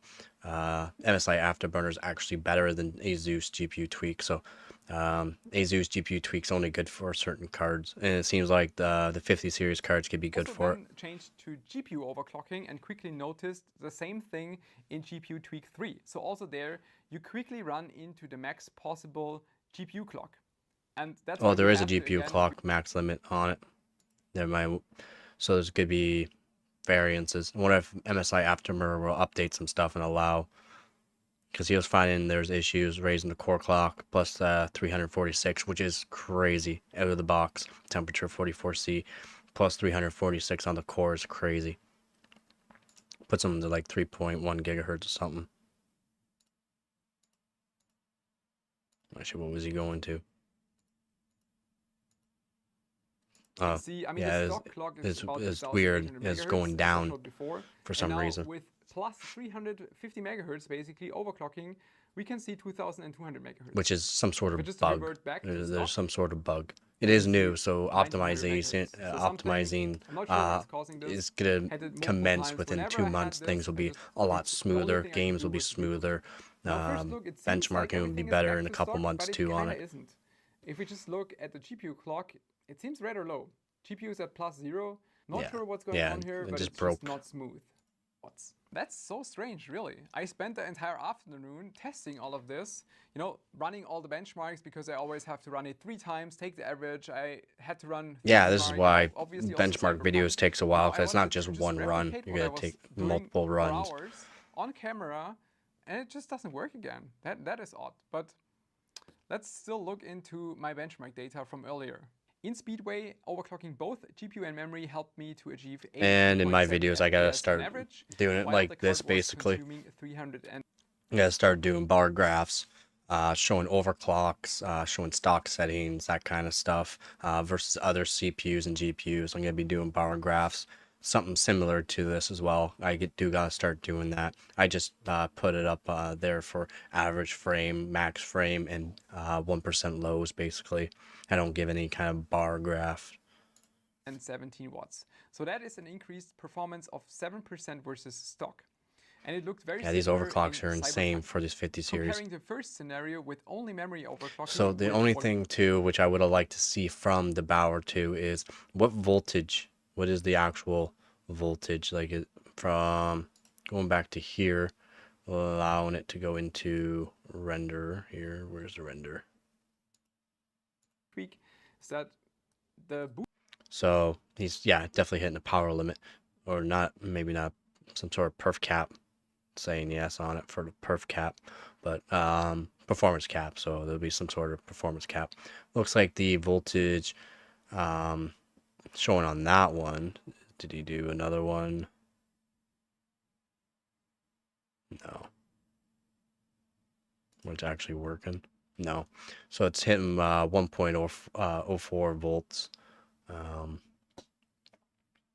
Not even 1.05 or 1.1 volts, where your GPUs generally are around 1.05 or 1.1. And that's low voltage for being able to crank the cores this much. It's crazy. Generally, cranking the cores, you have to raise the voltage to at least see 1.1 volts out of it to be able to overclock so much. And it's probably because he's hitting a limit. But he's only using the renderer, and I just see one limit here. revert back to stock plus 100%, which just on a technical between 1.025 GPU voltage 1.025. and 1.04. And then, yeah, to And here 1.04. pull So it it's still not plus even a lot of 100%. voltage. And here we have the second run. It's not even increase, 0.05. 84 It's FPS. 0.04. Didn't change Which a is lot on crazy in my the GPU opinion. clock itself. You can still see the perf cap reason is power. So we're just Well, if there's purely gonna be different power limited in VBIOSes the out end, there with a higher and GPU voltage, if voltage so, it's could be didn't even really better. change at all. The At max least I for, could I'm do on talking my overclock 57 Ti wise. Tough was 84.4 FPS in 3D Mark Speedway. So that is a performance increase of 9%. In Cyberpunk, it was even less. Or if there's gonna be a board Increasing the vendor with a GPU 1.1 voltage volt. only helped slightly on the If so, 1% everyone's low. gonna be putting So their that leaves VBIOS us to with that max whatever increase board of vendor goes to 7% 1.1 in Cyberpunk. volt. Obviously, we can overclock an RTX 5070 Ti. We saw plus 9% in synthetics, so that's the Speedway, and plus 7% in Cyberpunk. But you have to keep in mind, I was People only are liking testing my a very short Instagram. time period. That means if you want to adjust your card for days in Cyberpunk. Would I call this outstanding or impressive overclocking performance? Most likely not. I would maybe at best call this average overclocking performance, but it also doesn't surprise me. I would say this is the prime Average, example of yes, what no. Nvidia is doing right now. I'm not sure what is going on, but they keep over-promising and under-delivering. What I also don't really understand are the Doing a artificial core clock limits that plus we see in the 300 software. plus, In both MSI really good. Afterburner and in GPU Tweak 3, we cannot push the memory further. And you also don't even think Yeah, about doing it that's in that weird, because with my 30, at least the 30 series cards that I know of on GPU Tweak, you got like a plus 6,000 or plus 8,000, I think it goes to, and good luck trying to get that extra out of the memory. Best I've gotten out of mine is plus 4,600 out of my GDDR6X, but he has a limit of 4,200, and he's hitting that no problem. With his GDDR7 though, still error correcting, so. Nvidia app. It's still after 1 month after launch, it still also doesn't work. Maybe we're missing a little bit of performance here, but I think it wouldn't help us much. I think we'll go over to what I wanted to check out as well.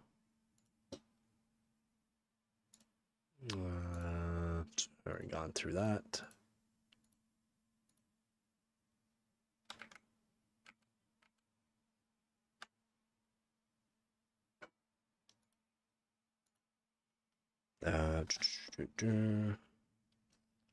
G.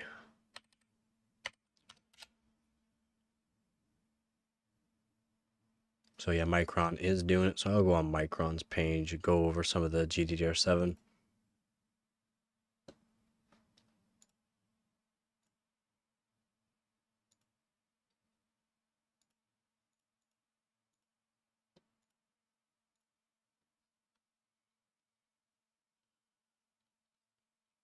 Gotta have more on this. Come on.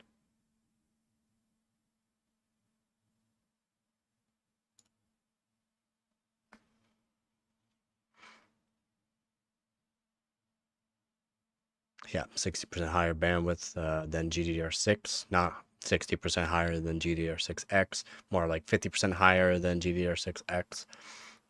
With greater than 1.5 terabytes a second system bandwidth at 32 gigabits a second, and GDDR6 at 20 gigabits per second. So from what we have seen right now with the GDDR7 is 25 gigabits per second, not the 32, but 25.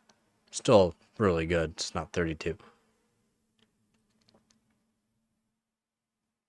Yeah, power efficiency. What I want to see is if so the package is 266 ball FPGA, so ball grid array. Operating voltage is 1.2 volts, so it's not like GDDR6X. Not unless we can maybe search up a bit more here. We'll check it out. But the GDDR6X voltage is a lot higher, and also ranges, the voltage ranges, which is good. Right here it's saying 1.2 volts for GDDR7.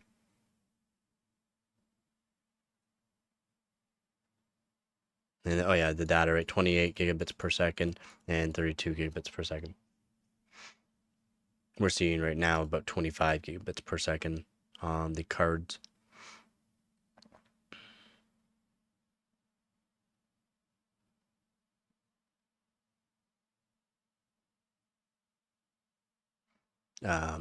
Again, they're only comparing GDDR6 versus GDDR7 here. It should be GDDR6X versus GDDR7 because they're both ECC. They're both ECC. GDDR6 is 1.35 volts. I thought it was lower, but it is 1.35 volts, but does not range in voltage. GDDR7 is 1.2 volts. It's still 32 byte and 32 bits. Signaling from NRZ to PAM3. Don't really care about that. Ball count from 180 to 266. I do believe GDDR6 is also 180.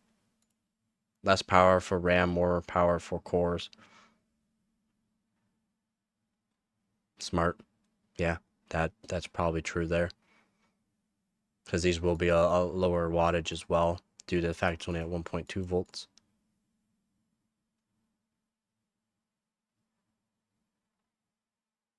Which that'll actually help that's probably why it's helping with the core overclocking. It's allowing it to use the power limit instead of it you hitting the power limit due to the fact the RAM's also hitting it. It's allowing it so you can get a better core clock. So that makes sense. Because that is literally the issue that we get nowadays is we hit our power limit on our cards. A lot of power limit. So that's why we do unlimited power mods on it. Or VBIOS, just do a VBIOS flash. As compared to PAM4 on GDDR6X. PAM3 allows for 50% higher voltage. Okay, this is something to read out actually then. So previous GDDR standards, which used non-return to zero NRZ, relied on two signal levels to transmit data encoded as ones or zeros. This methodology was sufficient for many generations until clock speeds and the corresponding system complexity became a bottleneck. So it's just ones and zeros too slow, basically. To solve this challenge, Micron introduced multi-level signaling techniques with its innovative GDDR6X technology. Micron was the sole provider of GDDR6X. Again, I've gone through this multiple times. GDDR6X is error-correcting memory, and it's only by Micron, which is on generally your 3070 Ti's. I do believe generally uses them, which I like. Which utilized PAM4 signaling and provided an industry-leading bandwidth of 1.1 terabits per second. Micron's success and experience with GDDR6X laid a foundation for the next generation of GDDR. So that's your graphics double data rate. That's what that stands for. If anyone doesn't know, DDR stands for double data rate, and GDDR is graphics double data rate.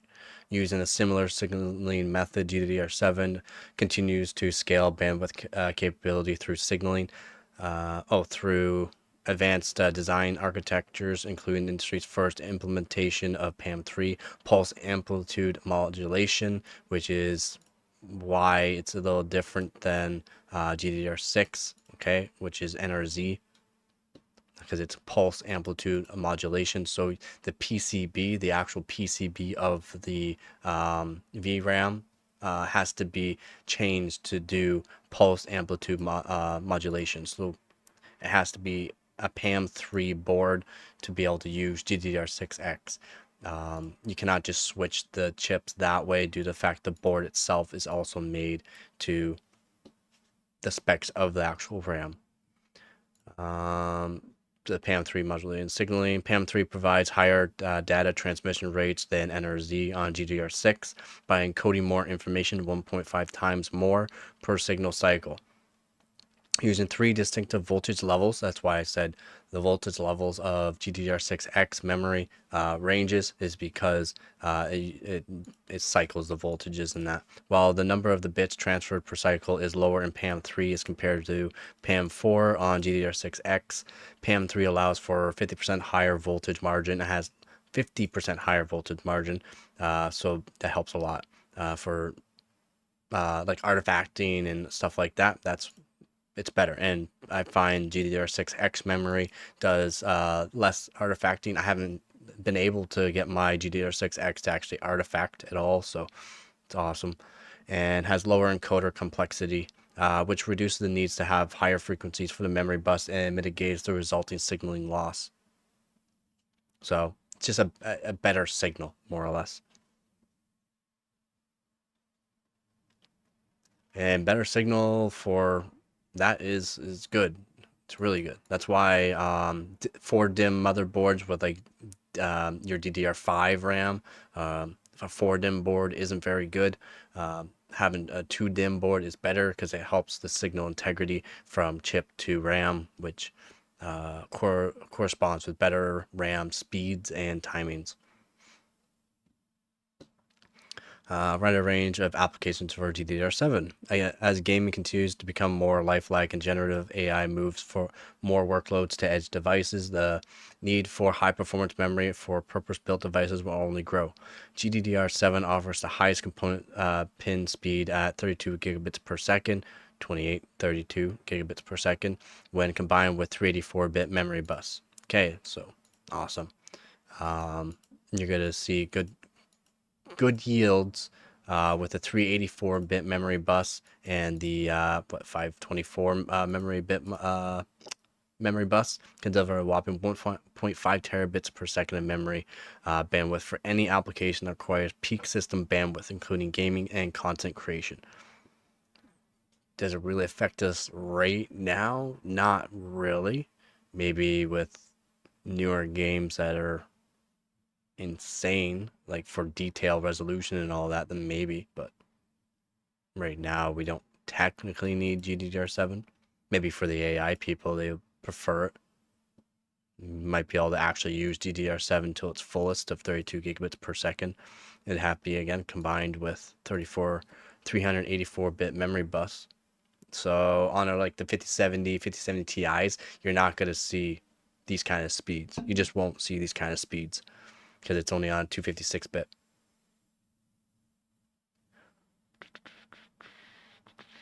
Gaming, PC, note, and console, blah, blah, blah.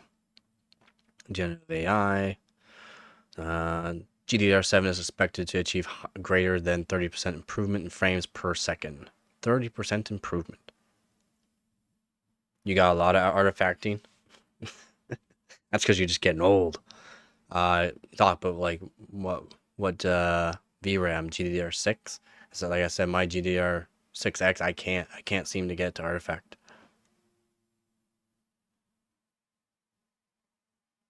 Yeah, with like if you have like a 10 series, like a GTX 1080, 1080 Ti, 1070, 1060, it's really bad for what I found on a GTX 770. I found it's really bad for artifacting. As soon as you overclock the memory just a little bit past than what it wants, without giving it more voltage. So good, it's good to see. 1.2 volts, so it's on PAM3 instead of PAM4. So it's still, the voltage is not what they're saying. The voltage there is not the voltages that it actually stays at. As data is being transferred, the voltage is going to go up and down. A very little amount, but it's standard as 1.2 volt versus GDDR6 at 1.35. And then GDDR6X is 1.3 to 1.4, I believe.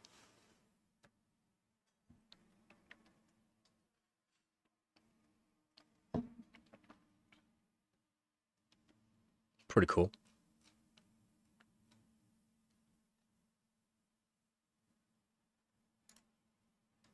And what else we got? Is there any more information on products? Nope. Let's go to... I was going to do the LP DDR. So, low powered, double data rate. Low power, you can also say low profile because it's technically a little bit smaller than normal SD RAM, right? But yeah, low powered double data rate sticks here. These are right here are compression modules, so LP Cam 2, so low powered Cam 2 modules. These are put into laptops and such. But apparently the voltage is like 0.9 volts. Instead of being 1.1 volts, it's now 0.9 volts in these new GDDR or DDR5 X modules, I believe right here.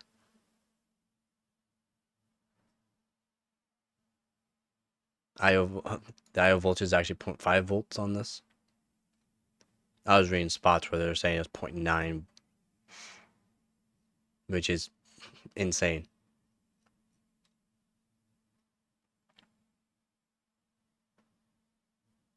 You get a break sometime soon? What do you need a break from? And then they don't have anything here with the...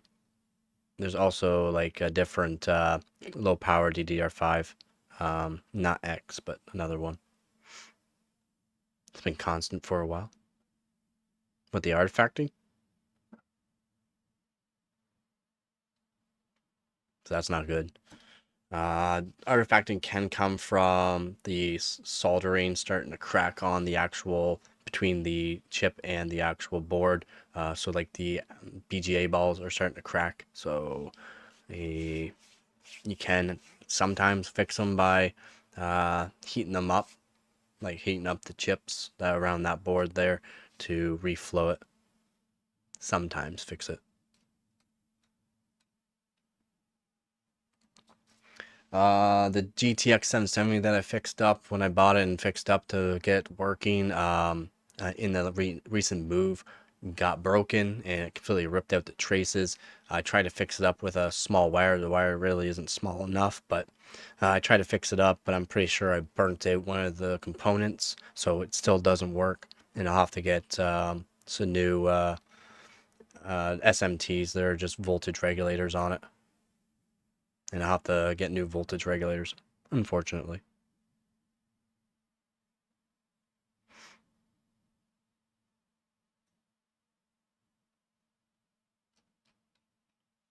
Yep, low profile there, or low powered there. Cam 2's not really seen a big hit in the desktop community.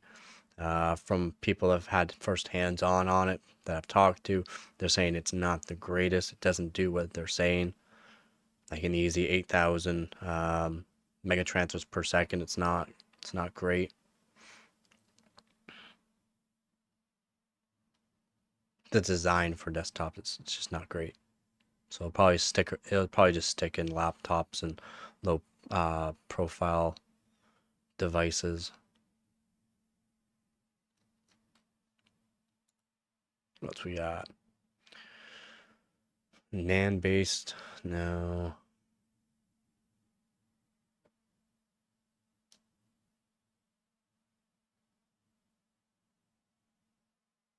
Yeah, for high bandwidth memory.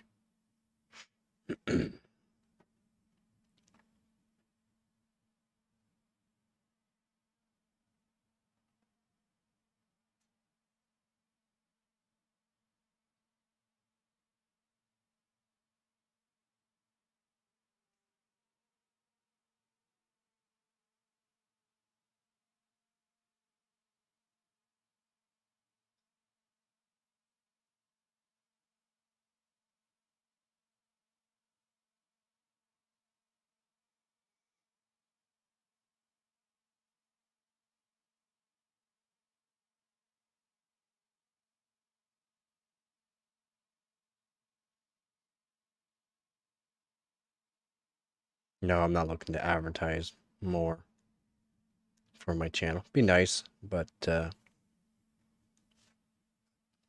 rather take the slow approach. I'm almost monetized anyway, so that's good enough for me.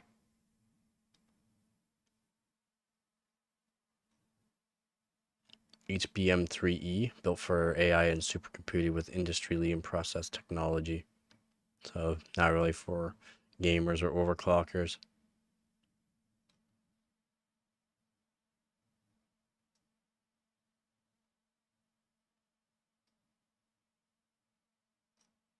Wow, 50% higher monolithic die density, and it's also the same size. Wow, it's actually good then. Good advancements in that. Good advancements in the high bandwidth memory. That's good.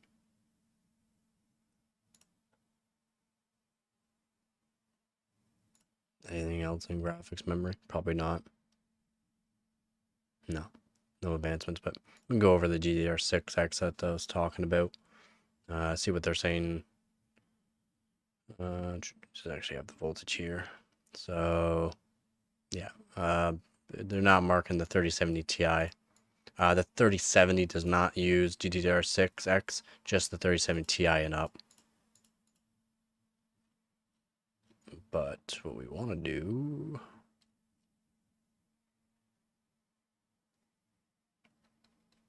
Yeah, it's not telling me the voltage on this one. Do I have to search it up?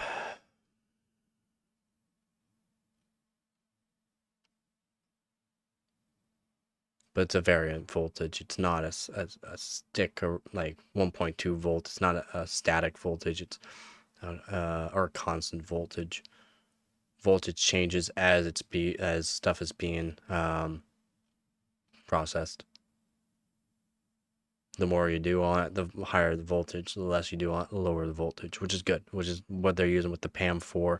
The PAM3 is, or PAM4 is on GDDR6X, and PAM3 is on GDDR7. Cannot find. I don't care about the bandwidth. I only care about the voltage, because as you can do some things to actually probably get more performance out of GDDR6X and or GDDR7 by changing the actual voltage. That's if you can, because you have to do something with the way it's actually sent out. I just want to know if anyone's actually done anything with it. In new game console generations and graphics applications today. Each memory generation is challenged to double its I/O performance, while needing to ensure high-performance systems. PAM4 employs 4 distinct levels to transmit 2 bits of data with every. We had to make sure the whole system. GDDR graphic DR memory are successful There's no because time log either GDDR on it. continues. Sucks. Damn.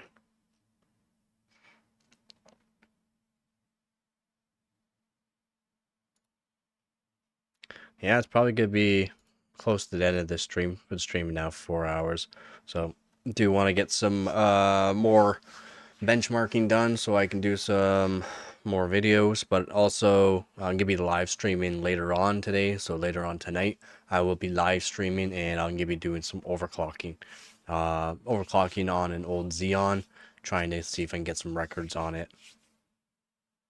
Got it going right now at 5 gigahertz. I'm trying to get 5.2 gigahertz out of it. It's a Xeon X5650.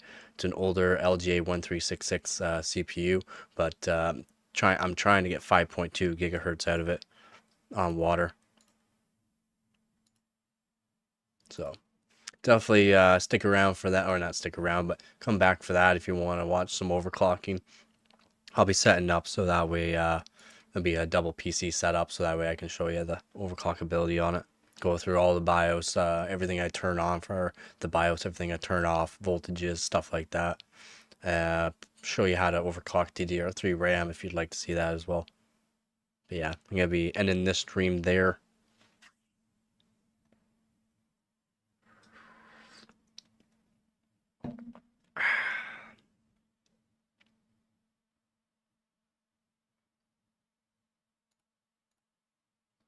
Quite a bit on this stream as well.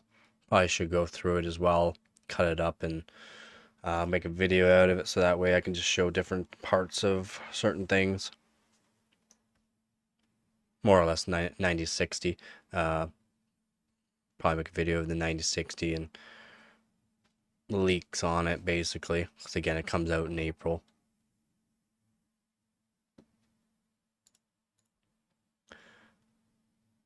All right. I've been in the stream. So again, thank you to all my new subscribers. Thank you to all the viewers on these live streams lately. They've been great. If you haven't joined the Discord, you should definitely think about joining the Discord. Post a picture of your system, PC, hardware, old, new, don't matter. We like it all there. Yeah, no problem, man. Awesome. Yeah, that's if you're up still. All right. Again, thank you all for watching.